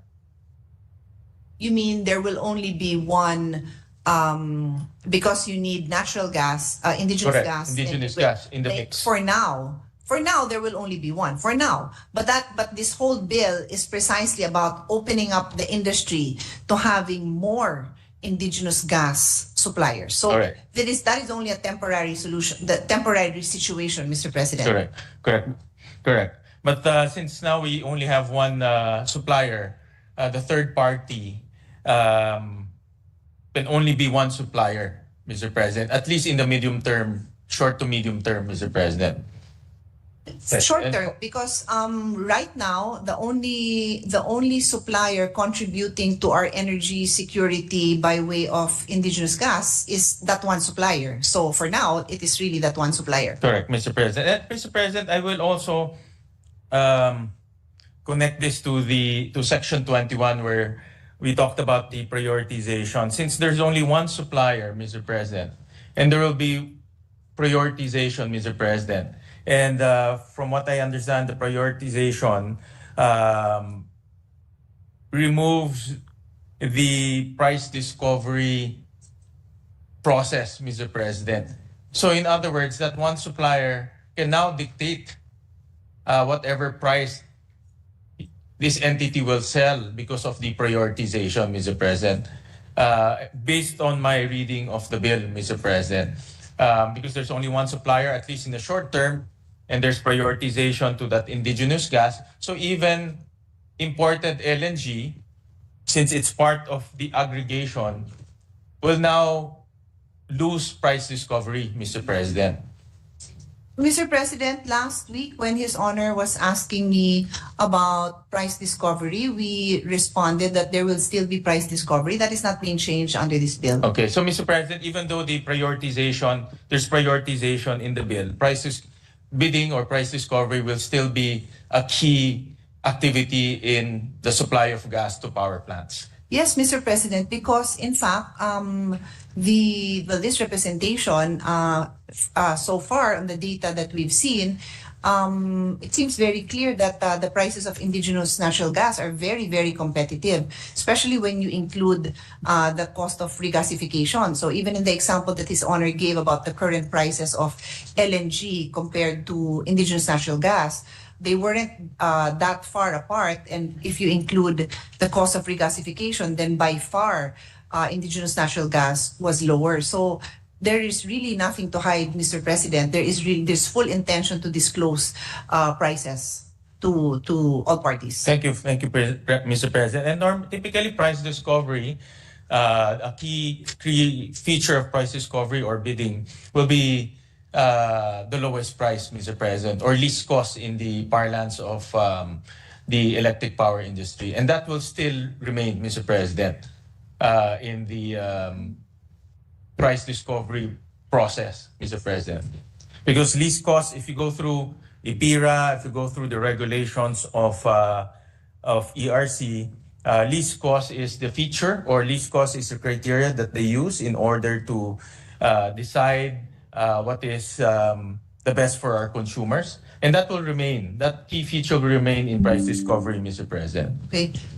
There's no change on that, Mr. President. Thank you, Mr. President. Thank you for the answer, Mr. President.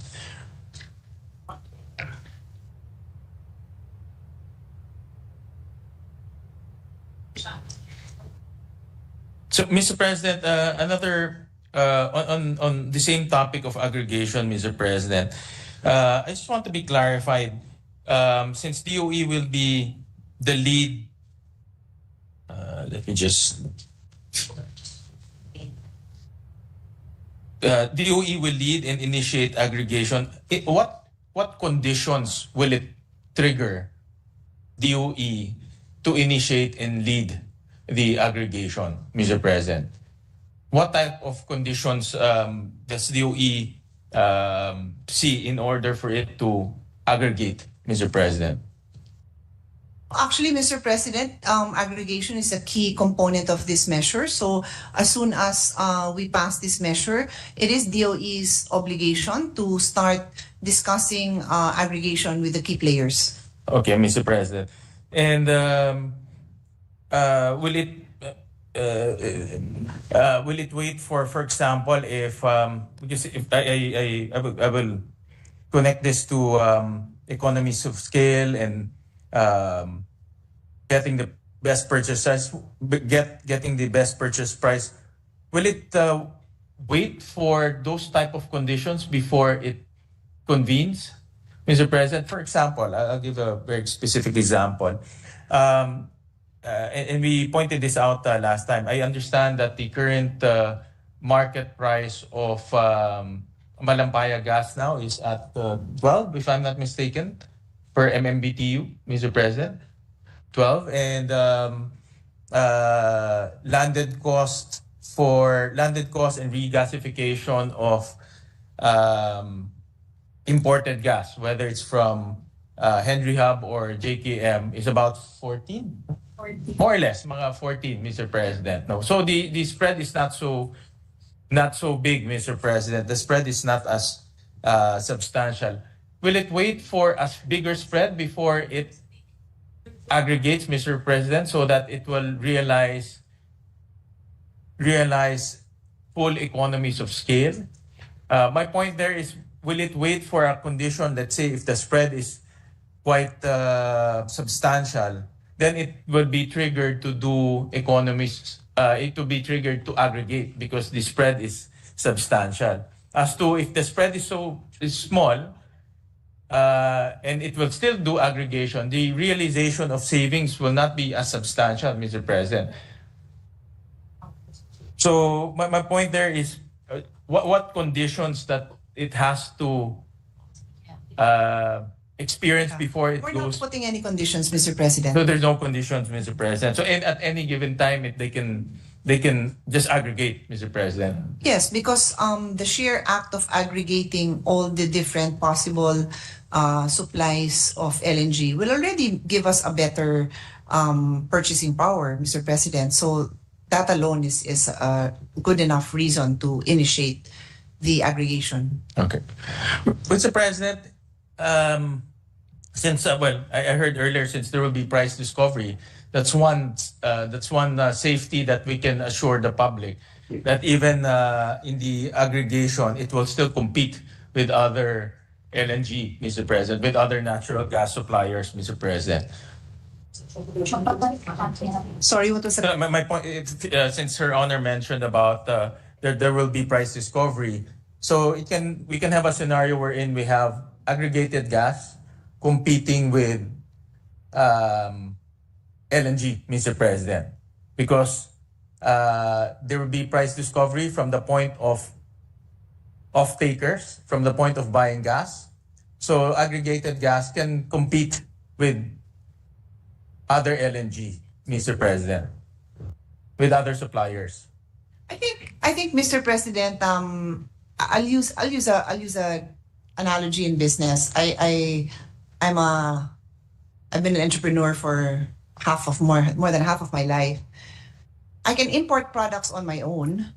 But if there's a local, and normally it's cheaper when I do that, but the volumes that will be asked of me is going to be higher.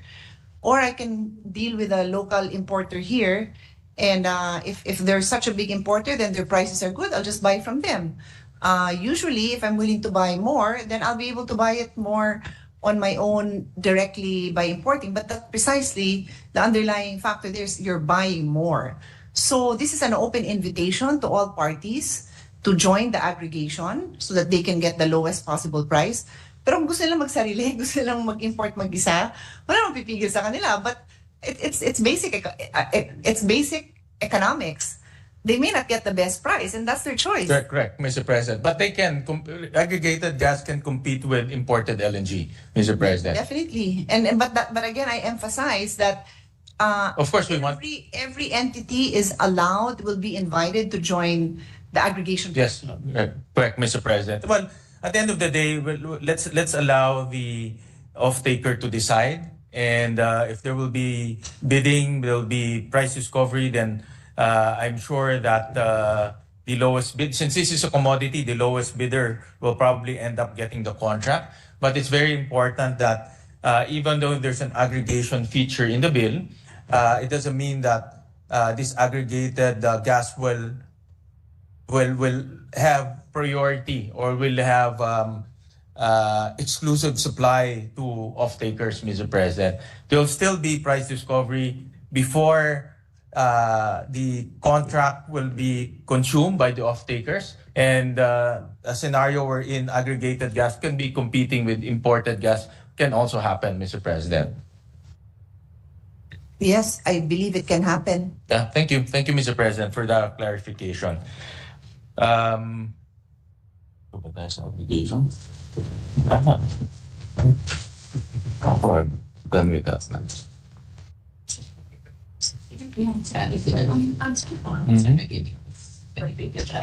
Hindi, pero yung sa ano, aggregation, wala na.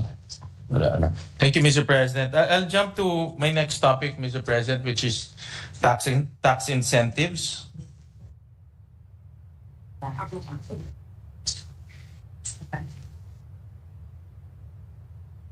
Mr. President, I would like to be enlightened.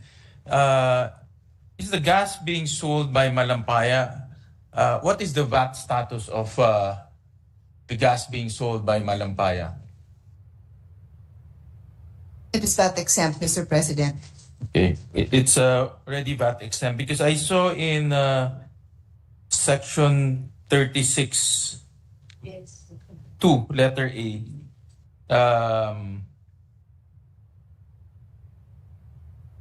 Just to be clear, right now it is VAT exempt up to the sale to the power plant. Up to the sale to the power plant. In section 36 2A, section 36 gives the entitlement of VAT exemption to several activities related to natural gas. In letter A, it's written here that purchase and sale of indigenous gas, Mr. President. So, in other words, sale of indigenous gas is already covered right now by VAT exemption, Mr. President. Yes. I think the objective really here was to just cover it from beginning to end because in the current bill now, the VAT exemption shall extend all the way to the end user. So this is really a complete enumeration.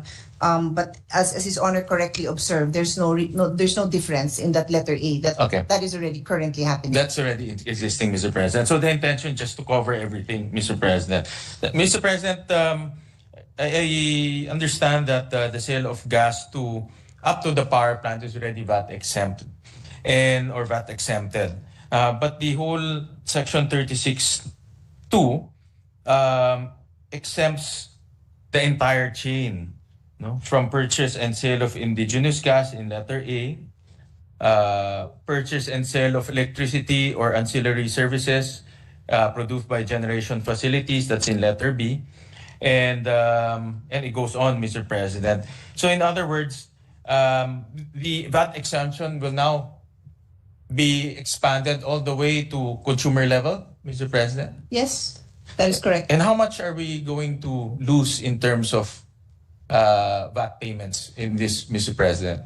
I don't have the exact numbers, but I do have the go signal from DOF. The secretary himself has confirmed, because since both His Honor and I have been the past chairman of the Committee on Ways and Means, and His Honor is the current chairman. So the first thing I asked was, does DOF support this? And I spoke directly to the secretary, and he said, the benefit to us is immeasurable and incomparable to the loss of revenues for the VAT exemption that will occur because of the VAT exemption. All right, Mr. President. And Mr. President, at a later time, if we can be also furnished with computation on how much will be foregone in terms of VAT payments, Mr. President. So later on, we're just requesting for a computation on that, Mr. President. Noted. Thank you, Mr. President. And then, Mr. President, this is a technical question which we want to be enlightened. I understand here that the VAT exemption will only be extended to indigenous gas, Mr. President. Is that correct? That is correct. So, Mr. President, for example, normally power plants will have a combination of indigenous gas and also imported LNG. Only that portion being supplied by indigenous gas will be VAT exempted from sale all the way to consumer level, Mr. President. Correct. And technically, how can that be determined, Mr. President? Because from the way I understand it from technical people, once you inject gas, it's very difficult to determine which one is from indigenous sources, which one is from LNG. More so when you inject that in the power plants, and more so when you transmit that all the way to household level, Mr. President. Because along the way, there will be losses. No? For example, there will be system losses along the way. There will be line rentals along the way. So how do you determine, Mr. President, from the point indigenous gas is injected in the power plants to the point all the way to the consumer level, all the way to the household level, which portion of that will be VAT exempt, Mr. President?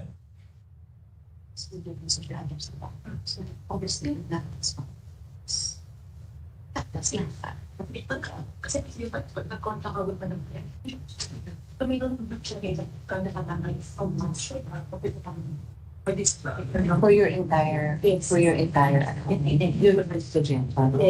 the GENCO knows that 10% of the gas is, yeah, okay. So 10% yung ipapasok. Yeah. Okay. So I'll start with the example with aggregated gas.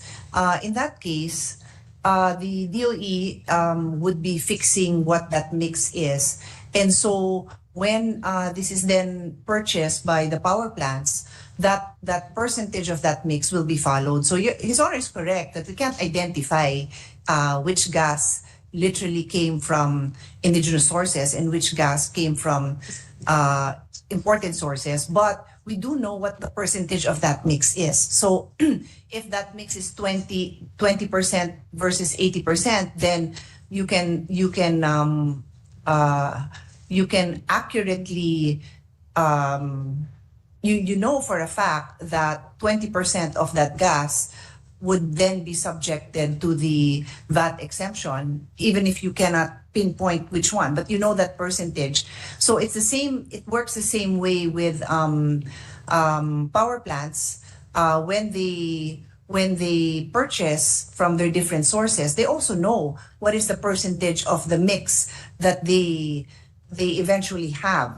So if 10% of their total is indigenous gas, then 10% will be passed on as VAT-free exemptions, Mr. President. So, Mr. President, it's technically possible to determine the amount of indigenous gas being supplied and converted into electricity, power and electricity, all the way to the household, so that the BIR, no, will have a mechanism or a way to validate the indigenous gas that will be exempted. My point, Mr. President, and I am sure Her Honor knows this very well, being the former chairman of the Ways and Means Committee, some of the concepts that we want to introduce might be rational, but in terms of administration and audit, it will be quite difficult because first of all, technically, it's very going to be complicated, and second, the audit will be quite complicated as well. And that is what we experienced when we introduced excise tax on fuel, Mr. President, because fuel is one of the most literally very fluid, one of the most one commodity that is easily smuggled.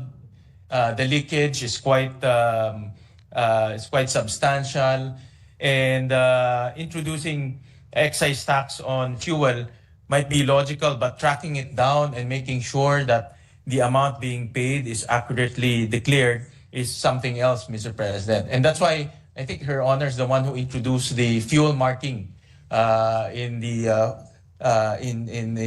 supply of fuel. It's additional cost for government, additional cost for consumers, but it definitely reduces the leakage in terms of smuggling and in terms of misdeclaration and underdeclaration. So the point here being, Mr. President, is the administration of the VAT exemption.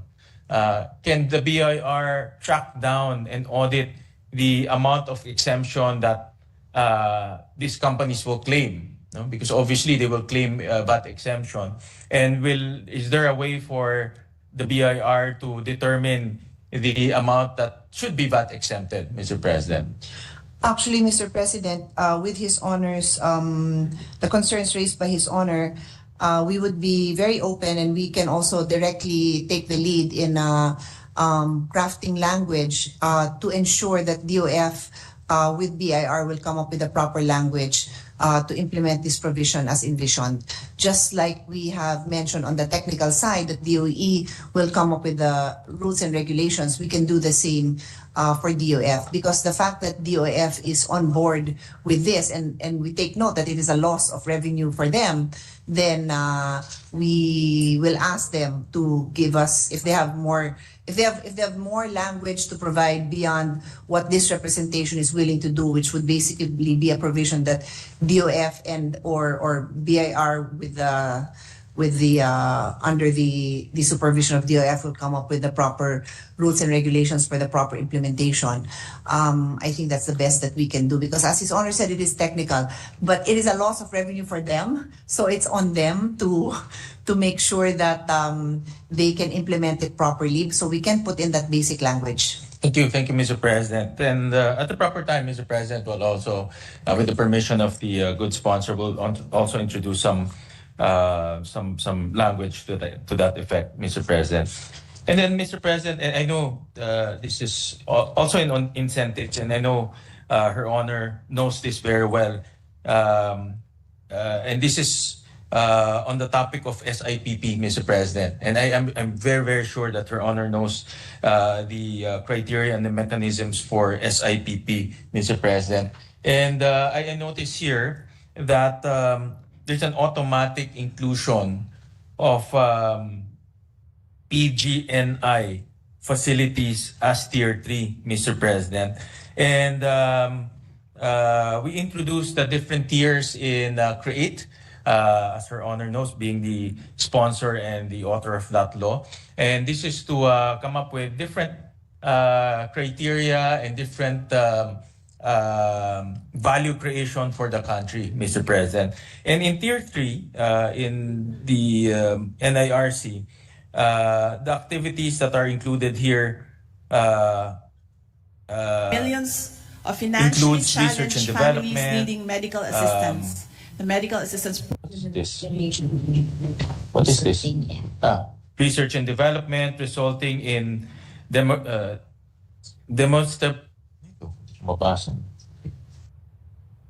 Where is it? Ito na lang.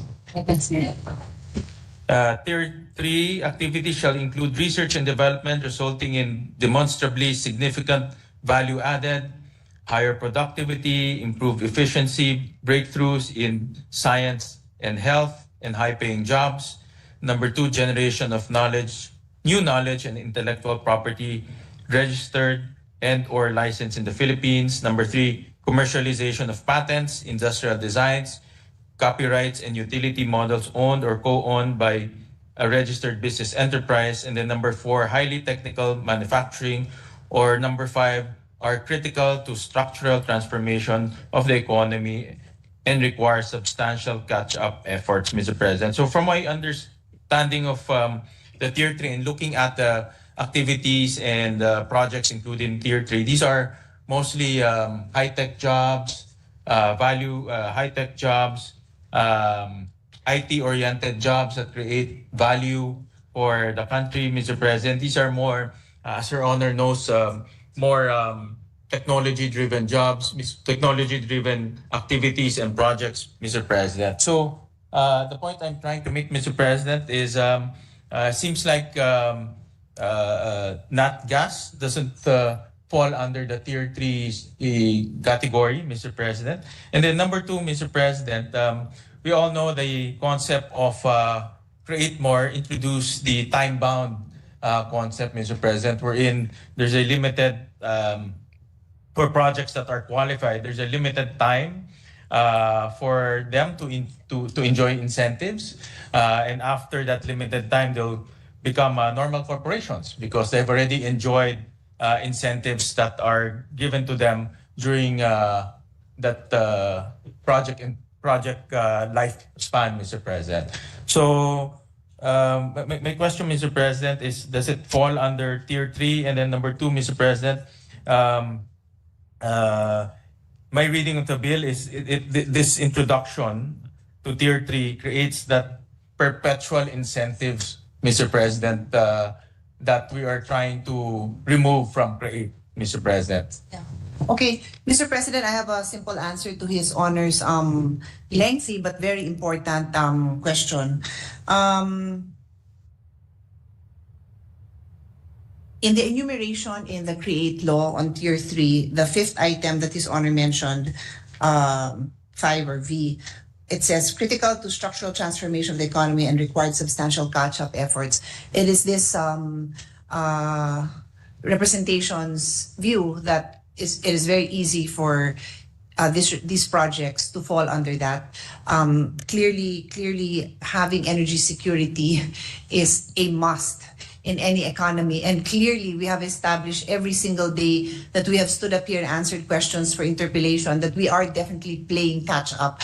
This economy cannot move forward without reliable energy, reliable, efficient, and reasonably priced. We are one of the major factors for businesses not coming into the country is all these questions not questions, but problems related to our energy. So we truly believe that item 5 would capture energy, but of course we don't want to leave this up to the implementing agencies to argue about it, and that's why we're making it very clear that the investments related to this activity would fall under CREATE Tier 3 so that there's no more room for doubt.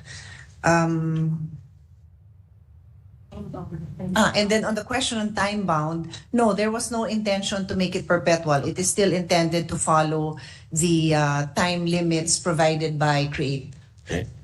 All right. Thank you. Thank you for the clarification, Mr. President, regarding tax incentives. Mr. President, my last question will be on, and this is, I got this from the answers, Mr. President, that was given to me by Her Honor. And thank you very much for supplying the answers. I believe that this is in relation to the different segments in the power industry, Mr. President. And this representation asked about Section 21, and it's related to the mechanisms for prioritization of the power produced from indigenous gas. And I cited an example on transmission, Mr. President.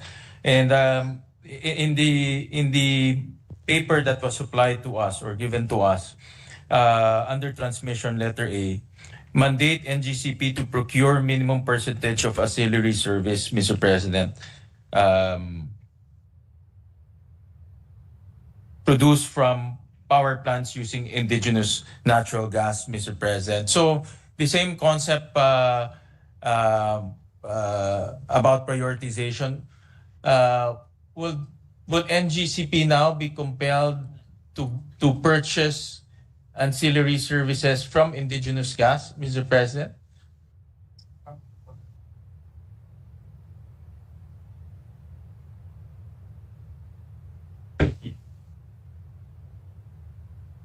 Our intention here, Mr. President, is to provide an environment where natural gas, the use of natural gas can actually thrive. So all the concerned sectors must contribute to making this happen. So if His Honor's question is, will they have to make investments or will they have to purchase services? They have to. As to where, I can't answer the question as to, the question was, will they have to purchase services from? Ancillary services, Mr. President. These are, in layman's terms, these are reserves. These are reserves that NGCP buys, and it's triggered when we hit yellow alerts, red alerts, Mr. President. So the DOE mandated NGCP to contract ancillary reserves on a firm basis.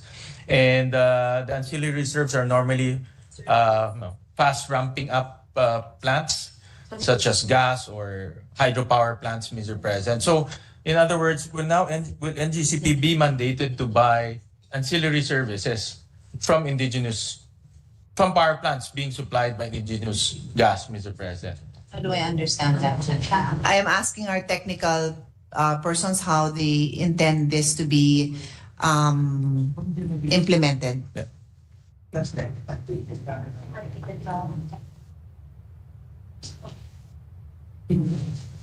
Ganun po ba? Masyado. Masyado. Wala nga sa notes mo. Hindi pa masyadong tayo. Ito gusto ko nga. Medyo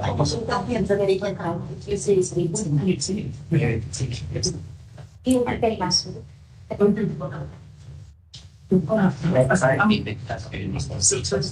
minute suspension, please. Session suspended for a minute.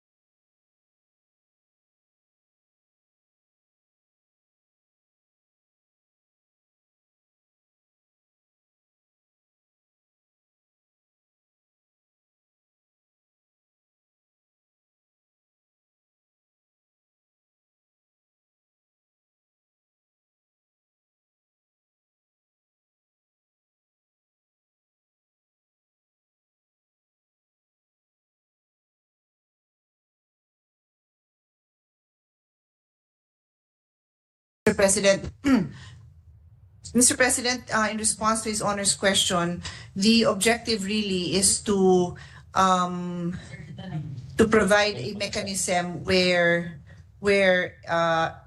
DOE can mandate NGCP to procure a minimum percentage of ancillary services. That is really the intention. But upon conferring with the our colleague, he said he may submit a wording at the proper time about bidding. We're open to see what that is. But my response is consistent with the objective of the bill, which is energy security. And for you to make a stand on energy security, then you have to make a stand on prioritization.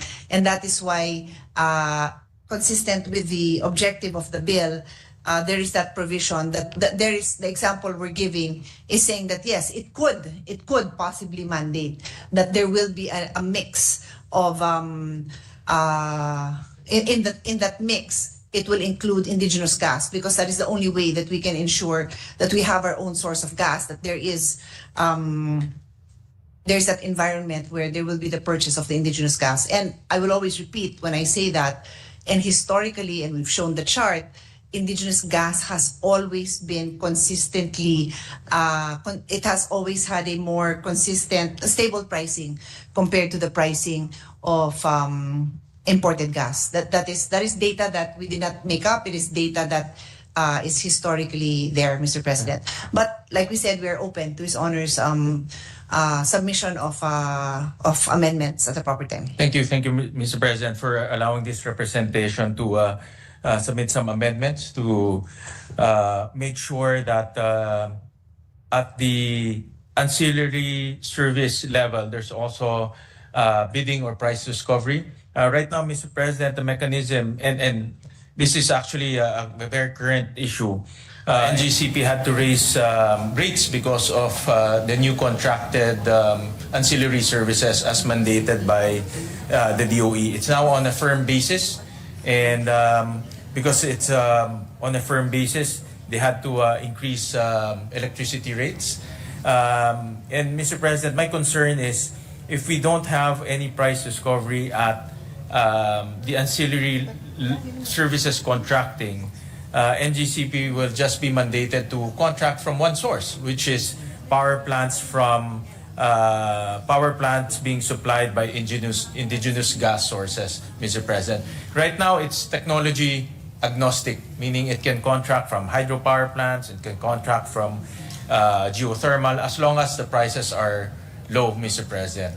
And if we remove that feature, then NGCP will now be mandated to contract from indigenous sources, and typically, because of the firm basis of ancillary services, it's more expensive than the normal electricity rates being supplied by power plants. So, in other words, it will become more expensive to contract ancillary services, Mr. President. So that's the point we're trying to make, Mr. President. And I thank the good sponsor for allowing this representation to introduce some amendments so that we make sure that even in the contracting of ancillary services, there's price discovery, and we can assure our consumers that the lowest possible price will be given to them.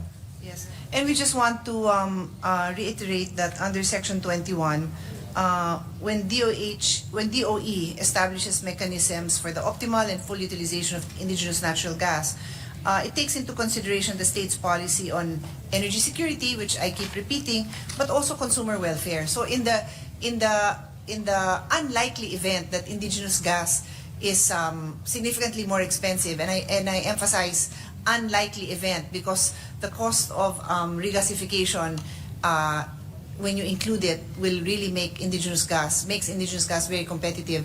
Then DOE can always go back to this and take a look at consumer welfare. But like I also said, there's no price tag that we can put on energy security. Mamamatay tayo, Mr. President, without energy.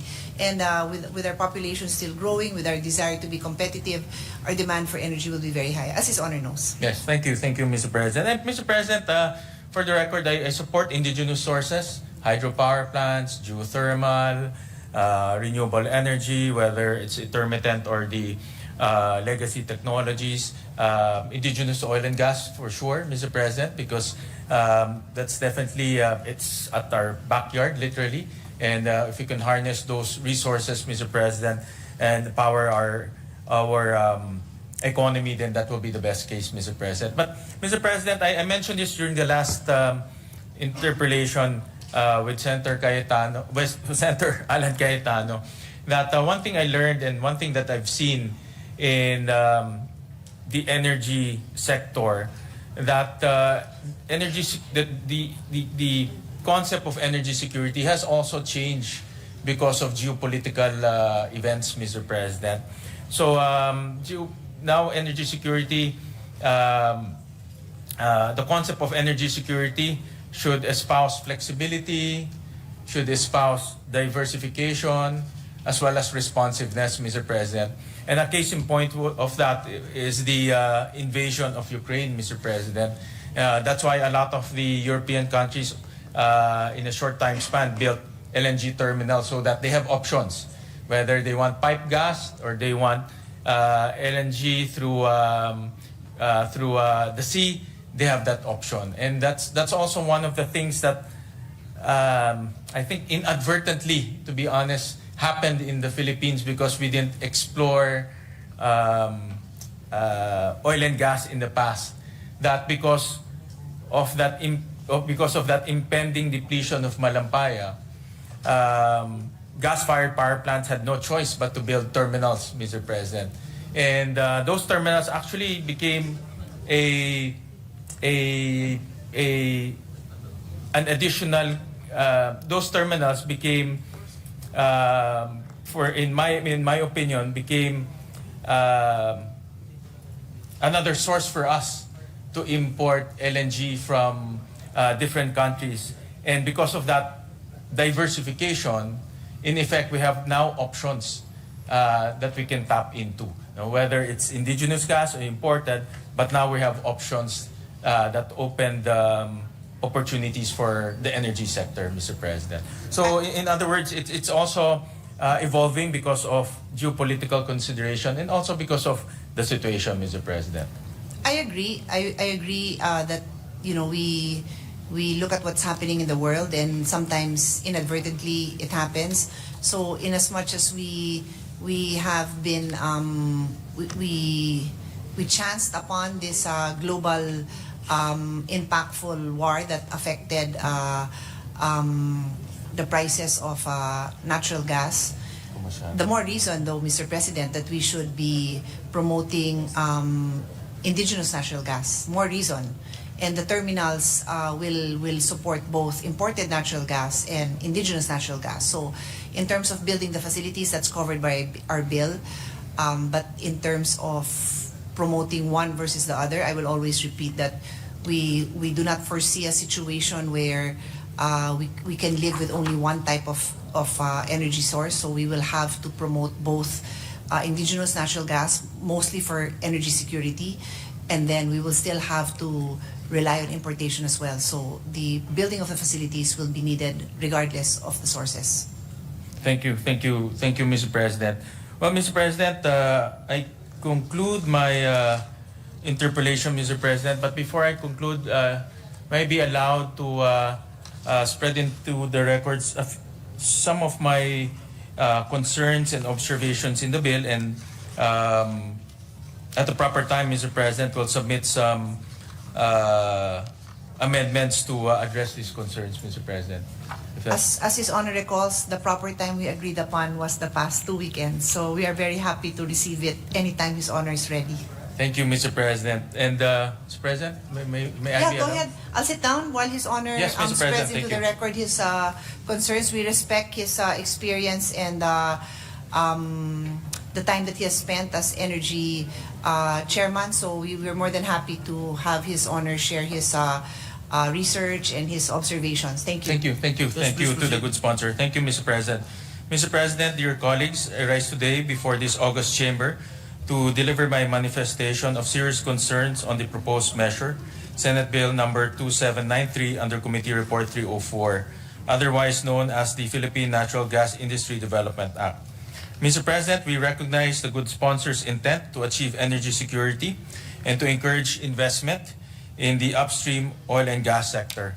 I would like to put on record that the midstream and downstream natural gas industry is a nascent sector.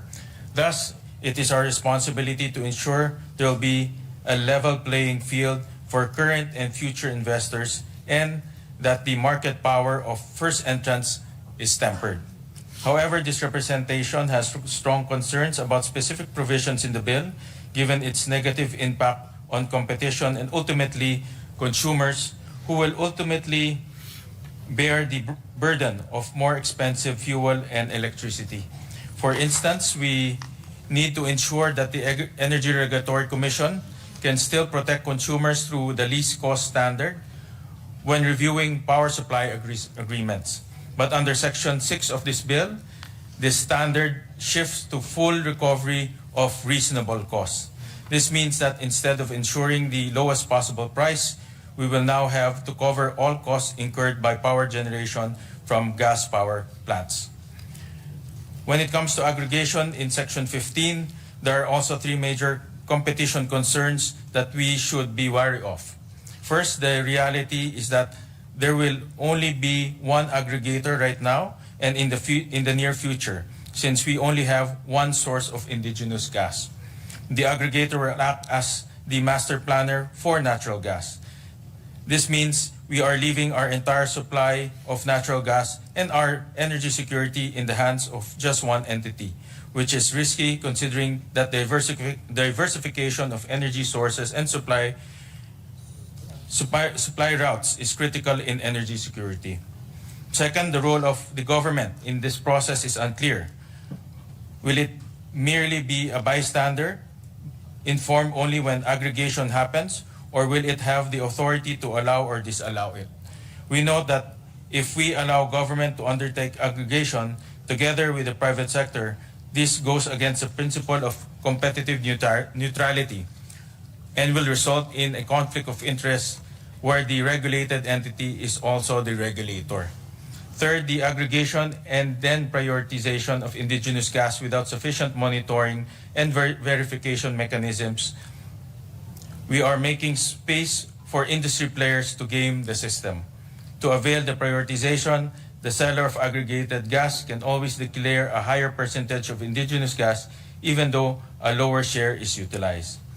Mr. President, these concerns highlight the urgent need for transparent regulations and check to protect consumers and ensure a competitive market. Moreover, there are three types of prioritization outlined in the provisions of the natural gas supplier under Section 21. First, prioritization of indigenous gas over the imported gas. Second, prioritization of power produced from indigenous gas over other energy sources in power supply contracts. And lastly, optimal and full utilization of indigenous gas in generation, transmission, and supply of electric power, including determining the minimum percentage of power generation mix supplied by gas power plants that use indigenous gas and requiring electricity suppliers to source a portion of energy supply from power plants that use indigenous gas. I would like to put on record that these two prioritization measures cover the electric power industry, which is outside the scope of this bill. This bill's provision essentially force a take or pay mechanism on both the gas used by power plants and on consumers for the electricity produced from indigenous gas. This is a serious issue for consumers. There is no price determination mechanism to guarantee the lowest cost, locking us into long-term contracts with power plants using indigenous gas. Further, the provisions regarding the transmission pipelines under Section 25. The bill states that the permit of these pipelines does not confer a public utility status to permit holder. However, under Republic Act number 11659 or the Public Services Act as amended, petroleum and petroleum products pipeline transmission systems are clearly defined as public utilities and should be subject to rate regulation. Yet this bill does not include any rate regulation for the pipelines, which means that there is no safeguard against unfair pricing for end users. Meanwhile, the provisions on cross-ownership under Section 26 allows vertical integration from upstream, midstream, and downstream gas industry, including sectors in the electric power industry, such as generation. The provision fails to provide clear unbundling rules of business entities for each segment of the natural gas industry.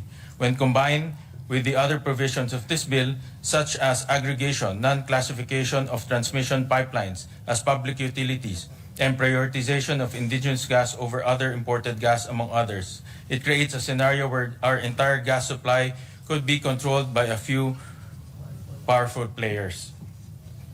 Finally, the provision on fiscal incentives under Section 36 undermines the intent of Republic Act No. 11534 or the CREATE Act, which mandates a thorough evaluation process before any sector can be included in the strategic investment priorities plan. It allows the automatic eternal inclusion of natural gas downstream industry value chain projects in the SIPP to avail of incentives, which is what CREATE sought to prevent. In addition, natural gas downstream value chain projects are not defined in the bill.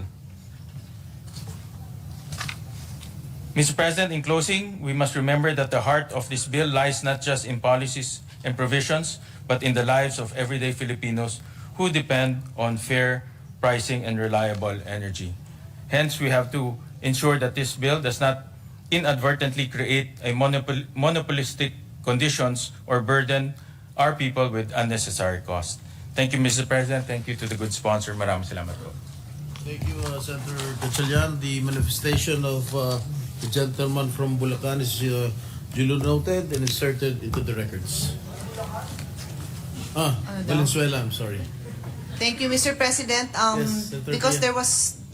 it was quite lengthy manifestation. I was attempting to take notes to respond quickly to some, but it was very lengthy. So this representation would like to respond because some of them are obviously I respect His Honor's observations and views, but as a chairperson of this committee and the sponsor of this bill, I would like to be able to respond to it so that it also goes into the record Yes.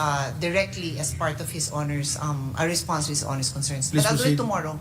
Tomorrow, Mr. Tomorrow. President, because it's very lengthy. All right. And I won't be able to, by memory and even with my handwritten notes, I cannot keep up with His Honor's many observations. All right. Thank you, Senator Pia. Session suspended for a minute.